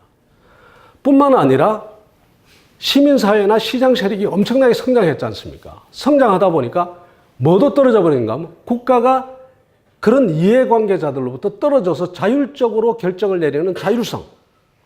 이것도 떨어져 버렸단 말이에요. 누구의 로비를 받느냐? 이런 대기업들의 영향권 아래 의사결정자들이, 국가의 의사결정자들이 거기 매이는 겁니다. 어디를 통해서 직접 매이기도 하고 법무법인이라든가 회계법인이라든가 이런 데를 통해서 매이기도 하고. 그래서 엮여지는 거예요, 이렇게. 국회의원과 관료와 그 다음에 이 기업의 일부 그 특수 이익 집단들끼리 이렇게 소위 말하는 이게 우리가 아이언 트라이앵글, 소위 그 철의 삼각형이라고 하는 이런 연합 구조가 어떤 사업 하나를 두고서 아니면 정책 하나를 두고서 이 수많은 삼각형들이, 철의 삼각형들이 워싱턴 같은 데는 수도 없이 많다고 하는데 우리 사회도 이미 수도 없이 존재하고 있습니다. 노동조합이라든가 이것도 마찬가지죠. 재벌, 노조 이런 사람들의 목소리가 엄청나게 크고 국가는 거기에 대해서 맥을 못 추고 그 사람들을 따라가고 있는 거예요. 최근에 와서도 여러분들 한번 생각해 보십시오. 어떤 걸 제가 여쭤보고 싶은가 하면 지금 문재인 정부가 들어섰는데 노조의 이해관계에 반하는 정책을 할 수 있을까요? 산업구조 조정을 하려면 노조를 건드릴 수밖에 없고 교육계획을 하자면 정교조하고 어떤 게 관계가 있을 수밖에 없고 금융계획을 하자면 금융노조를 건드릴 수밖에 없고 과연 이러한 그 노조의 이해관계나 재벌의 이해관계나 목소리 큰 사람들의 이해관계를 우리가 넘을 수 있을 정도로 국가가 넘을 수 있을 정도로 국가가 그 자율성을 행사할 수 있을까? 의문이란 말이에요. 여기 제가 스트롱 클라이언트하고 스트롱 크레임이라고 해놨습니다. 스트롱 크레임이라는 것은 우리 사회가 해결해야 될 아주 절실한 요구들입니다. 절실한 요구들이 스트롱 클라이언트라는 굉장히 강한 고객 집단입니다. 그런데 국가가 합리적인 국가가 제대로 된 결정을 내리려면은 무엇을 위주로 결정을 내려는 건 그 요구사항이나 그 문제가 얼마나 절실하냐를 가지고 결정을 내려야 돼요. 그런데 우리 사회도 어느 순간에 뭐가 돼버린가 하면 그 이해관계자들이 얼만큼 힘이 세냐가 결정에 영향력을 미쳐서 힘이 세면은 그 이해관계자들의 반하는 결정을 못하고 오히려 가가지고 이 스트롱 클라이언트들의 요구를 갖다 자꾸 수용하는 아니면 그 사람들의 영향력 아래 놓이는 형태로 자꾸 돼간단 말이에요. 그 사이에서 진짜 우리 사회가 절실하게 풀어야 되는 절실한 문제들은 자꾸 국가의 의지에서 자꾸 벗어나고 있는 거예요. 이게 지금 현재의 우리 지금 현실이다. 이 말이에요. 그러니까 어떤 데가 그러고 난 다음에 실제 또 집행은 어떠냐. 박정희 대통령 시대 때는 집행력도 굉장히 강했죠. 아, 대통령이 하라면 하는 겁니다. 누가 반대를 해요? 왜냐? 시장과 시민사회가 성장하기 전이니까. 401 당시 경제수석을 지내고 재무부 장관을 지냈던 분이 쓴 임플리멘테이션이라는 책인데요. 그 책에 보면 참 재미있는 표현이 하나 있습니다. 저 책이 아주 유명한 책인데 하버드 대학 출판부에서 나온 책인데 저 책에 보면 박정희 대통령 시절 때는 국가가 계획을 하고 결정을 하는 것보다도 집행을 더 잘했다 이런 말이 나와요. 결정만 하면 그냥 집행하는 거예요. 소위 말하는 다른 국가, 저 아프리카 국가들은 이 집행에 문제가 있었거든요. 소위 임플리멘테이션 갭이라고 해서 결정은 어마어마하게 좋은 정책이 나오는데 그 정책이 집행이 안 되는 거예요. 근데 한국은 좋은 정책이든 나쁜 정책이든 결정했다 하면 그대로 집행해요. 임플리멘테이션 프로그램이나 임플리멘테이션 갭이 전혀 없는 국가다. 그것이 말하자면 박정희 시대 때의 성장의 한 원인이었다. 그러니까 어떻게 보면 그만큼 권위주의 정권, 말하자면 국가 주도의 그런 기획주의가 통했다는 이야기예요. 지금은 여러분들 아시다시피 노 대통령이 뭐라고 그랬습니까? 대통령은 못 해먹겠다. 모든 것을 다 양보할 수도 없고 이렇게 해서 기다리던 대통령 못 해먹겠다. 그런데 저는 이렇게 이야기를 합니다. 노무현 대통령이 대통령 못 해먹겠다는 그 이야기를 우리 국민들이나 정치권에 있는 사람들이 조크를 할게요. 당신 뭐 누가 하라 하더냐. 그렇게 이야기할 게 아니라 그 이야기를 정말 진중하게 들었어야 된다고 생각합니다. 왜냐하면 실제 우리 국가의 집행력이 이젠 안 되거든요. 그러면 제가 오늘 하는 이야기는 뭔가 하면 이런 겁니다. 그러면 집행력을 강화하기 위해서 대통령 권한을 더 키우고 국가주의 체계를 더 강화해야 되냐? 아니라는 겁니다. 대통령이 할 수 없는 거 오히려 내려놔야 된다. 못하면 내려놔야 된다. 안 내려놓으니까 어떤 일이 벌어지느냐 하면 이런 일이 벌어집니다. 국가 권력이 네거티브 권력이 되어버렸어요. 국가 권력이 네거티브. 이건 굉장히 중요한 이야기고 오늘 제가 지금 포인트로 이야기 드립니다. 국가 권력이 어떻게 되어버렸는가 하면 국가 권력이 무엇을 만들지는 못하고 국가를 이렇게 저렇게 변화시키지도 못하고 끌고 가지도 못합니다. 그럴 힘은 없어요. 무슨 힘은 있는가 하면은 국가가 가진 각종의 규제와 각종의 법에 의해서 누구를 못하게 하고 누구를 벌 주고 누구를 처벌할 수는 있는 거예요. 이게 무서운 문제입니다. 지금 대한민국의 현실입니다. 지금 우리 대한민국을 정말로 좋은 방향으로 박정희 대통령 때의 그런 어떤 헤게모니를 쥐고 국가기획주의가 작동할 수도 없고 작동할 수 있느냐 안 된단 말이에요. 그런데 곳곳에 침투해 있거든. 학교에 침투해 있고 노래방에도 침투해 있고 어디가 침투해 있고 다 침투해 있단 말이에요. 그러면서 뭐라고 그러는가 하면은 아까 이야기한 것처럼 모든 국민이 잠재적 피규제자에 또 그 다음에 잠재적 범죄자입니다. 이 위에 누가 올라타고 있는가 하면 검찰이 올라타고 경찰이 올라타고 관료들이 올라타고 그 위에 대통령이 올라타고 그러니까 대통령만 바뀌었다 하면은 모든 사람들이 대통령 눈치를 보고 심지어 민간 금융기관장까지 내가 그만둬야 되느냐 안 두느냐를 고민하고 그 대통령 앞에 전부 줄 서고 권력에 줄 서고 심지어 여론조사를 하는데 여론조사에 혹시 내가 말 잘못하면 뭐 할까? 여론조사에 대답도 못하고 그런 체계 속에 있으면서 그 어마어마한 그 권력인 것 같지만 그 권력은 네거티브 권력이라는 거예요. 포지티브 권력이 아닌 거예요. 국가를 발전시키고 국가를 끌고 갈 수 있는 권력이 아니라 남을 벌주고 남을 갖다가 못되게 할 수 있고 그 다음에 처벌할 수 있고 죽일 수 있고 하는 권한을 쥐고 있는 거예요. 그 권력 앞에 우리가 절절매고 있는 거예요. 불행한 겁니다. 그리고 때로는 그 국가 권력이 그러한 행위를 선별적으로 해요. 선별적으로 하는 거예요. 기업도 어떤 데 하는가 하면 고발 도로인데 망한 기업 무조건 들어가서 기업 망하면 무조건 감옥 갑니다. 거의. 왜? 당연히 고발당하죠. 배임, 횡령 뭐. 그러니 사람들이 전부 권력에 눌려 있는 겁니다. 사업하는 사람들이고 뭐고. 특히 선별적으로 하는 것은 굉장히 나쁜 짓이죠. 그런데 선별적으로 하거든요. 여러분들 한번 보십시오. 내가 그 법이 잘 됐다 잘못됐다를 제가 탓하는 게 아니라 김영란법 수많은 사람들이 지금 어기고 있습니다. 수많은 사람들이 어기고 있어요. 저도요. 밥 먹다 보면 3만 원이 넘어갈 때가 많아요. 나중에 영수증 바꿔야 안다고 얘기했어요. 지난번에도 내가 어디가 매운탕 한 그릇 먹었는데 나는 매운탕이 이게 한 2만 원짜리인 줄 알고 먹었는데 교수들 내가 대접하는 건데 먹고 나니까 3만 9천 원씩이더라고요. 좀 비싼 집에 가서 먹었어요. 복매운탕을 먹었는데 그렇더라고요. 그럼 다 법 위반 다 한 거예요. 잡아다가 처벌하면 다 처벌돼요. 넘어가면 그냥 넘어갑니다. 이런 것들이 곳곳에 있다. 제가 광수생각이라는 만화를 한번 보는데 너무나 재밌는 만화가 있어서 제가 잊어버리죠. 그 만화가 뭔가 하면 광수생각에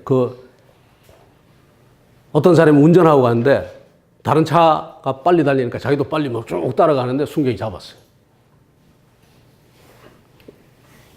속도 위반을 하셨습니다. 면허증 봅시다. 하니까 그 운전자가 이제 이야기하는 겁니다. 아, 여보, 다른 사람 다 저거 가는데 왜 나만 잡소? 그러니까 순경이 하는 말이 당신 낚시해요? 아, 낚시한다고. 낚시하면 연못에 고기 다 잡아? 물리는 놈만 잡지. 한단 말이에요. 근데 그 광수 생각이 아주 촌철살인입니다. 밑에 있는 광수 생각이 뭐라고 썼냐. 우리는 물고기가 아닙니다. 우린 대한민국 국민입니다. 잡히면 다 잡혀야 돼요. 누구는 잡고 누구는 안 잡고 하면 안 된다고. 그런데 곳곳에 전부 잠재적 범죄자를 다 만들어 놓고 때로는 잡는 놈만 잡는, 그러니까 모두 다 겁을 내고 검찰 앞에 가 줄 서고 스폰서하고 공무원들하고 골프해야 되고 이런 일이 벌어진단 말이에요. 이런 파행이 어디 있습니까? 이건 뭐 하는 행위하고 똑같은가 하면은 바로 그 국가 권력 때문에 조선의 이 말하자면 괜찮은 백성들이 나태하고 게으르고 그렇게 됐듯이 이 나라 백성들이 다 권력의 눈치 보고 권력에 가가지고 기대려고 하고 대통령 바뀌면 쫄고 그 앞에 줄 서야 되고 이런 일들이 벌어진단 말이에요. 정말 자존심 상하는 일. 저는 어떻게 해야 된다고 보는가 하면 앞으로 결국은 뭔가 하면 이 국가주의의 문제를 심각하게 우리가 생각해야 된다고 생각합니다. 시장과 시민사회 내지는 공동체와 국가와 이것이 과연 어떤 구조 속에 놓아야 되겠는가. 국가는 시장에 대해서 어느 정도 들어가는 것이 맞고 시민사회나 공동체에 대해서 어느 정도 들어가는 게 맞고 시민사회와 공동체는 어떤 자율의 시스템을 가지고 말하자면 아까 제가 그런 겁니다. 국가가 학교를 통제하는 것이 아니라 학교의 재정을 통제하는 것이 아니라 학교 구성원들이 자율적으로 통제하는 국가가 가가지고 노래를 하고 안 하고를 결정하는 것이 아니라 주인과 손님이 옆집 사람들하고 눈치 봐가면서 결정하고 그런 자율의 시스템을 어느 정도로 둬야 될 것인지 어떤 부분에 국가가 들어가야 할 것인지에 대해서 총체적인 고민을 할 때가 됐다 이제. 우리는 알게 모르게 지금 현재의 국가의 그 규제권이라든가 감독권이라든가 이 권한이 어디서부터 오는가 하면 우리도 모르게 조선시대 때부터 일제시대 때 만들어진 그 법률이 그대로 가가지고 수정 없이 지금까지 오면서 매일같이 우리는 뭐만 탓하는가 하면은 사람이 잘못돼가지고 잘못된 것처럼 이야기해가지고 사람 바꾸는 데만 열중이지 실제로 가가지고 이 말하자면 시장과 국가와 공동체의 관계를 어떻게 놓을 것이냐에 대해서는 우리 사회에 어떤 학자도 어떤 전문가도 여기에 대해서 고민을 하지 않았다. 이제는 이 고민을 할 때가 됐다. 그러지 않으면은 이 국가가 바로 설 수가 없다는 거예요. 그리고 많은 사람들이 우리 스스로 어디에 취해 있는가 하면 국가주의의 사고에 취해 있습니다. 말하자면 일반 시민들도 때로는 국가주의적인 그 사고에 취해 있어요. 하나 예를 들면 이런 겁니다. 오래된 이야기입니다만은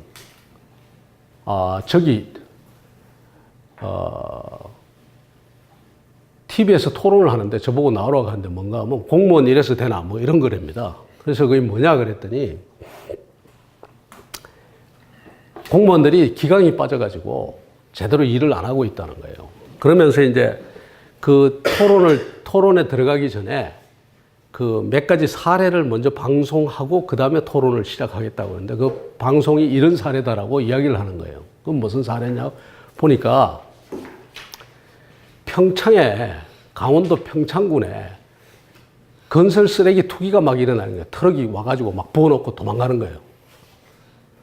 도망가는데 이제 담당 공무원한테 가서 거기 저 투기가 일어나는지 아느냐 그러니까 담당 공무원이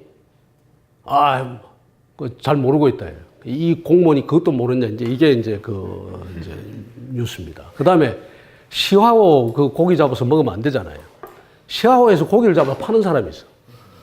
이제 그런 것도 담당 공무원한테 물으니까 뭐 제가 돌았는데 내가 볼 때는 그거 없었는데요. 뭐 이런 식으로 이야기하는 이제 그런 거 있지 않습니까? 여기 저 기자들 계십니다만 카메라 갖다 어디 비치는가 밑에 쓰레빠만 신은 거 이제 딱 비치면 밑대기라고 하죠. 네. 그래서 이제 제가 그랬어요. 자, 우리 생각해 봅시다. 이게 말하자면 공무원들이 그거 다 해야 되는 거 맞나? 그렇다면은 평창에 그 공무원들이 그 평창에 쓰레기 투기하는 것을 건설 쓰레기 투기하는 것을 다 잡으려면 공무원 숫자를 얼만큼 늘려야 돼요? 그것은 누가 해줘야 되는가 하면 고발은 시민이 해줘야 되는 거예요. 시민사회가 해주고 그 다음에 당연히 뭘 해줘야 되는가 하면 행정적인 처리나 법적인 고발은 공무원이 하는 거죠. 그러나 기본적으로 가지고 이런 일이 있다. 자동차가 몇 번이다. 이건 시민이 해줘야 되는 거예요. 시와도 마찬가지고. 그 다음에 하나 더 재미난 거는요. 한 번은 택시를 탔더니 택시기사가 하는 말이 택시기사가 나이가 굉장히 많더라고. 아이고, 저 기사님 나이가 드셔도 이렇게 운전하고 하니까 벌이도 하시고 좋으시네요. 말도 마십시오. 내가 하고 싶어 합니까? 이러면 자식들이 가가지고 돈도 안 주고 하니까 뭐 그러지. 여기까지는 좋았는데 뭐라고 그러는가 하면 부모한테 용돈 안 주는 놈은 법을 만들어가지고 전부 감옥에다 다 집어넣어버려요. 우리도 모르게 그런 국가주의적 사고가 우리 마음속에 있는 겁니다. 그러니 누구도 있는가 하면 심지어 대통령한테까지도 있는 거예요. 제가 박근혜 대통령 국정교과서 때요. 지난번에 실제로 보수적인 생각을 하는 분들 모임 자리에 제가 가서 이야기를 했습니다. 여러분들, 역사가 다양성을 향해서 흐릅니까? 아니면 획일성을 향해서 흐릅니까? 말씀을 안 하시는데 당연히 다양성을 향해서 역사가 흘러갈까요? 그러면 다양성을 향해서 흐른다면은 어떻게 그 국가 권력으로 말하자면 시민의 역사 의식을 국가 권력으로서 재단하겠다고 덤비느냐 이거예요.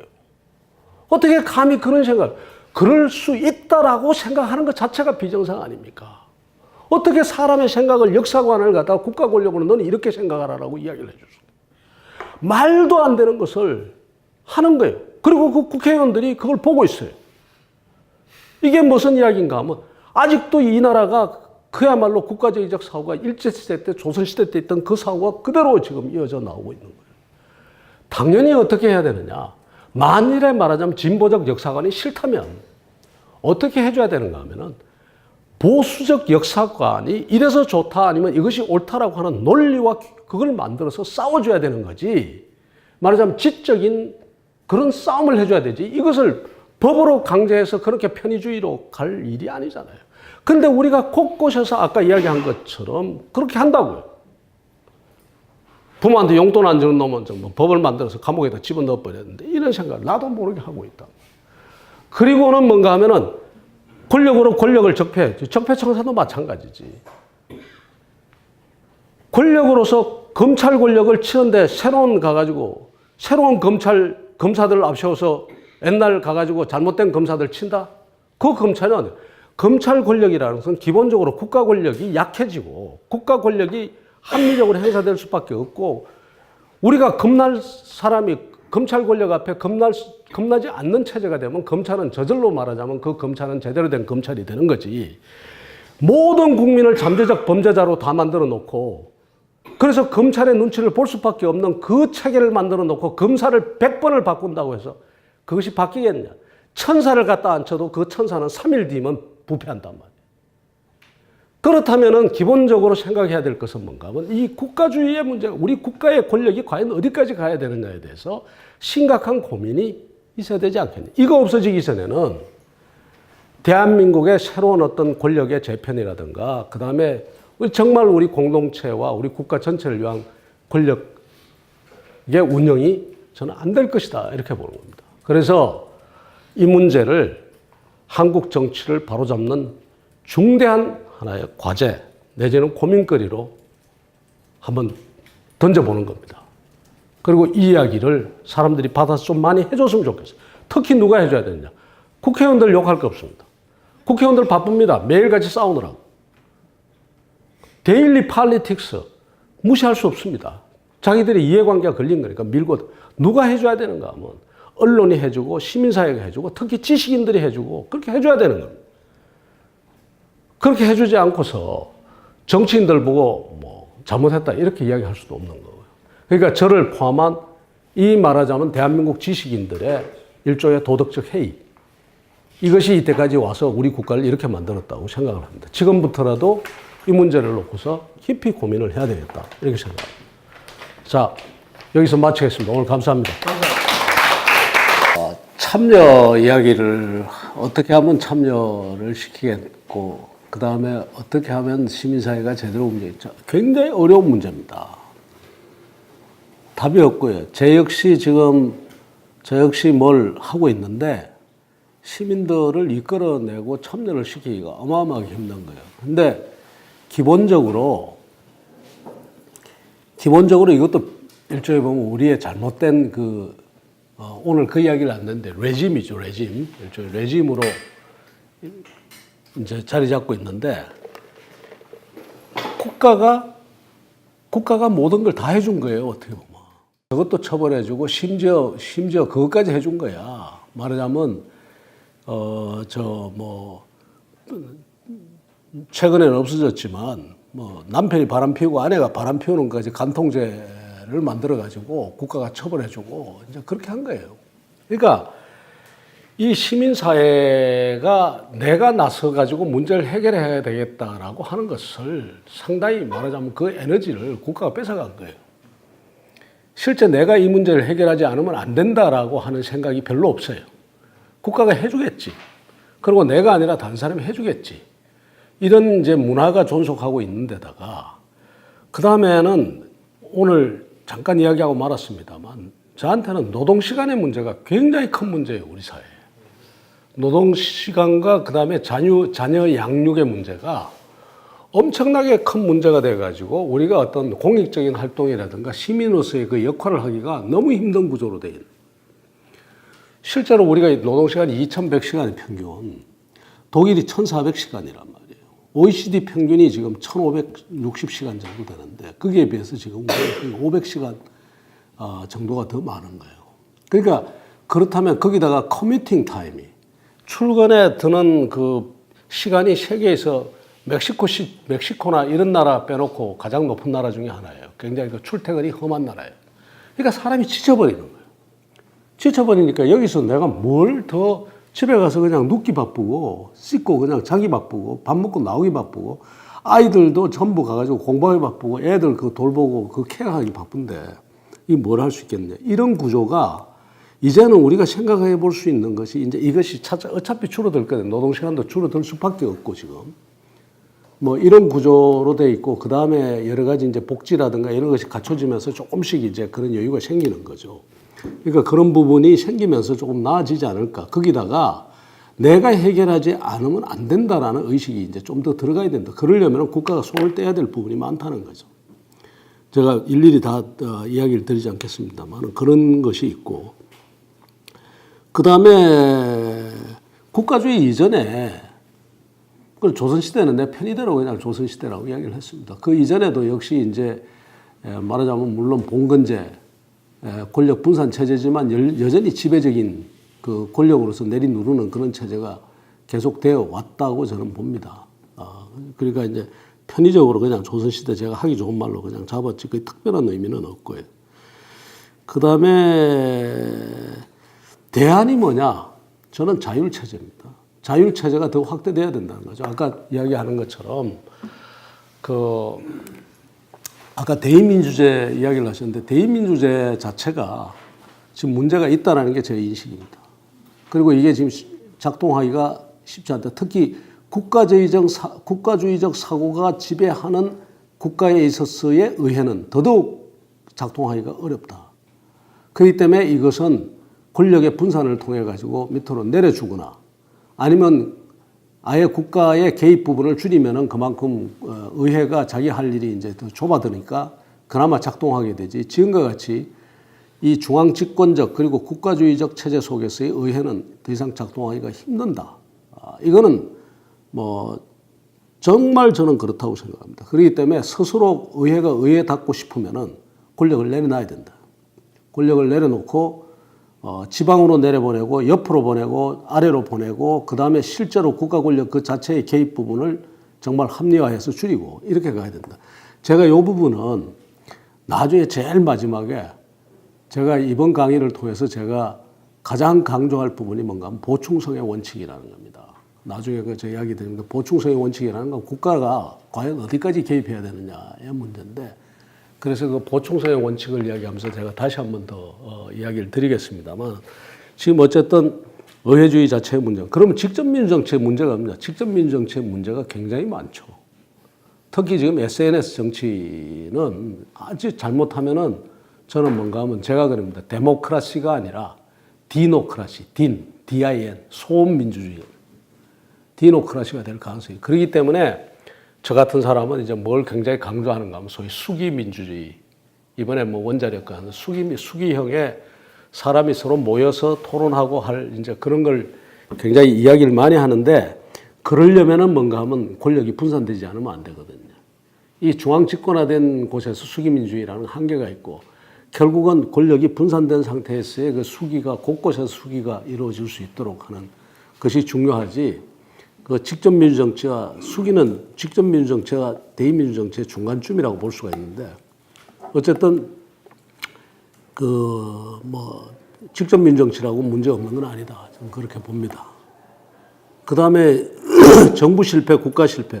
그러니까 제가 무조건 하고 말하자면 정말 자유민주주의 해가지고 시장 자율 뭐 다 줘라 이게 아니고, 분명히 국가가 개입할 영역이 있거든요. 어떤 형태로 개입하느냐는 겁니다. 예를 들어서 이런 경우가 있죠. 루즈벨트 대통령이 노조 문제를 건드렸는데 어떻게 건드렸는가 하면, 그러지 않습니까? 기업이 노동자하고 기업하고 그대로 놔뒀더니 시장 경쟁이 다 맡겼더니 결국은 이윤이 발생하는 것을 전부 자본이 다 가져가 버렸단 말이에요. 자본이 다 가져간 것을 루즈벨트 대통령 같은 경우에는 그것을 뺏어가지고 강제로 배분하는 거죠. 물론 세금도 많이 거뒀지만 뭐에다가 역점을 줬는가 하면 노조를 합법화시키고 노조의 노동상권을 갖다 보장해 줌으로써 결국 노동자와 이 기업이 팽팽하게 자기들 서로가 아주 동등한 입장에서 협상을 할 수 있도록 그 틀을 짜준 게 중요하거든요. 틀을 짜준 게. 제가 무슨 이야기를 드리려고 하는가 하면, 자율체제를 위한 틀을 짜줘야 된다는 겁니다. 직접적인 개입이 아니라 틀을 짜주는 것이 국가의 굉장히 중요한 역할 중에 하나다. 예를 들어서 우리 같으면 지금 현재에 모기업의 근로자와 그다음에 협력업체 근로자 간의 임금 격차가 엄청나게 나면서 진보 운동을 하는 사람들이 가장 건가옥조로 삼아야 될 동일 노동의 동일 임금을 진보 운동을 하는 노조 자체가 벌써 그것을 부정하고 있는 이 모순된 체제를 갖다 해결하는 방법은 결국은 뭔가 하면 중소기업 근로자들이 협상력이 강해져 가지고 결국 대기업 노동자들과 그 이윤을 나눌 정도로 협상력을 키워주는 수밖에 없단 말이에요. 이 국가가 이거 못하거든요. 그러니까 그러면 중소기업 근로자들의 그 협상력을 갖다가 어떻게 키울 것인가, 요거까지는 이런 거는 국가가 반드시 해야 될 일이죠. 일일이 국가가 가가지고 노동시장 가가지고 자본시장 다 개입해서 하는 게 아니라 이 틀을 짜주는 거. 그 다음에 마찬가지죠. 학교도 교육부가 직접 개입해가지고 학교의 그 재정을 갖다가 검사하고 할 게 아니라 뭘 해주는가 하면 학교로 하여금 그 재정을 지금처럼 큰 항목만 공개할 게 아니라 그야말로 가지고 세부적인 항목까지 몽땅 다 반드시 공개하도록 그걸 법제화 시켜놓으면 저절로 돼버리거든. 교육부가 개입하는 그런 틀을 짜주는 이 역할은 국가가 이제 앞으로도 굉장히 크게 해야 될 역할이에요. 그러나 기본적으로 가야 할 방향은 어쨌든 자율체제가 최대한 작동할 수 있도록 국가가 그 틀을 짜주는 그 역할을 해줘야 될 것이다라는 생각을 합니다. 그 다음에 지방자치 문제는, 지방자치나 지역공동체 살리는 문제는 저는 선분권주의자입니다. 좀 뭐 하더라도 문제가 있더라도 권력을 일단 내려보내놓고 보자. 권력을 내려놓고 보면은 그 권력이 잘못 작동할 가능성이 굉장히 크죠. 크면은 거기에 대해서 시민사회가 반응을 하게 돼 있다. 그걸 겁내가지고 자꾸 안 내려보내고 그걸 핑계 삼아 안 내려보내고 모든 걸 아직도 자치단체장 몇 cc, 예를 들어서 이런 겁니다. 자치단체장이 자동차를 몇 cc 타는가를 이걸 행정자치부가 규제하고 앉았는데 자동차 몇 cc 타든 자치단체장이 5,000cc를 타든 벤츠를 타든 타게 하면 놔둬보라. 그걸 왜 겁내느냐는 겁니다. 주민이 그렇게까지 말하자면 어리석고 가가지고 사납고 그런 주민들 내려보내놓으면은 주민들이 과연 벤츠 타는 아니면 5,000cc 타는 그 단체장에 대해서 어떻게 반응하는지 보자는 거예요. 하루아침에 바로잡히지는 않는다 하더라도 얼마든지 이런 것은 바로잡힐 수 있는데 왜 그런 영역까지 국가가 개입해가지고 일일이 하는. 과감하게 가가지고 좀 문제가 생기더라도 가서 줘놓고 스스로 주민들이 주인이 되도록 내가 나서지 않으면 안 되겠다라는 그런 생각이 들게끔 오히려 문제가 발생하면 발생하는 것이 오히려 플러스 요인이 될 수도 있다. 그러니까 선분권으로 해가지고 좀 과감하게 했으면 좋겠는데 선분권 후보완, 선분권하고 후보완인데 내년에 헌법 개정을 한다고 그러는데 저는 믿지 않습니다. 왜 믿지 않는가 하면은 전혀 말하자면 지방자치나 분권에 대한 개념 자체가 정부 자체가 지금 없습니다. 어느 정도로 없는가 하면은 연방제에 가까운 그 지방자치를 실시한다고 하면서 제2국무회의로서 시도지사 회의를 하겠다고 그런단 말이에요. 그런 게 어디 있습니까? 시도지사 회의 때는 전체주의 국가에서는 하는 겁니다. 당연히 뭐가 가야 되는가 하면 상원제도가 가야 되는 거죠. 그렇지 않습니까? 연방에 가까운 그거는 주민의 대표로서 구성된 사람들이 그 상원 구조로 가야 되는 거지. 시도지사 다 모아놓으면 거기서 민원이나 받고 가가지고 지역 현안이나 받고 토론하고 국가가 지금 현재 가가지고 있는 보조금이나 교부세 쥐고서 흔들면서 통제하는 수단이 되지. 그게 어떻게 말하자면 제2국무회의가 됩니까? 그러니까 기본적인 개념 자체가 없다. 기본적인 개념 자체도 없이 어떻게 말하자면 연방제에 가까운 그러한 분권을 갖다 할 수 있을까? 저는 의문이고요. 지금도 준비도 하나도 안 돼 있고 지금이 벌써 지금 몇 월 달입니까? 지금 11월 달인데 연방제에 가깝기는커녕 기본적인 말하자면 지금 현재의 분권의 계획조차도 지금 제대로 서 있질 않아요. 그렇게 해놓고 그 다음에 뭐 연방제에 가까워 이거는 이왕 안 될 거 그냥 인심이나 쓰자는 거 아닌가? 나는 그래 지금밖에 안 보입니다. 내 눈에는. 그러니까 지금 현재 그런 것을 저는 믿지도 않고 굳이 들어간다면 제가 마지막 강의 때 이야기를 하겠습니다만 다음 헌법 개정할 때 분권이나 시민사회에 이 영역 들어가면 보충성의 원칙 들어가면 됩니다. 보충성의 원칙이 들어가면 국가는 어떤 데 개입하느냐 하면 시민사회와 시장이 자율적으로 할 수 있는 영역은 그것을 맡기고 국가는 거기에 대해서 보완적인 역할을 한다라고 해버리면 보충적인 역할을 한다고 해버리면 지금 현재 자율적으로 처리가 가능한데 국가가 개입하는 건 앞으로 다 위헌이 되는 겁니다. 위헌이 되는 겁니다. 그 정도의 과감한 생각을 과연 하고 있느냐.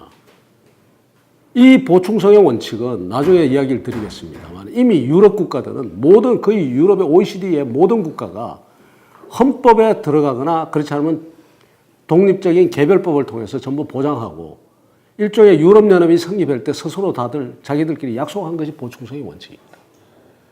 그런데 그런 것이 우리 사회에서는 아직도 토론조차도 안 되고 있는 지금 심지어 제가 제일 답답해하는 건 지식인들조차도 이 문제를 지금 거론도 안 하고 있는 남의 나라에서는 이미 보편적 그 국가 운영에 이제 규범이 되어 있는 것을 우리는 아직도 이야기도 안 하고 그러면서 가가지고 헌법 개정한다고 하니까 내각제냐 대통령 중심이냐 같은 국가주의자 틀 속에서 그것만 이야기한단 말이에요. 하나만 더 이야기 드리고 말겠습니다. 지금 현재의 좌우 보수 진보를 나누는데 이 이야기는 진짜 드리고 싶네요.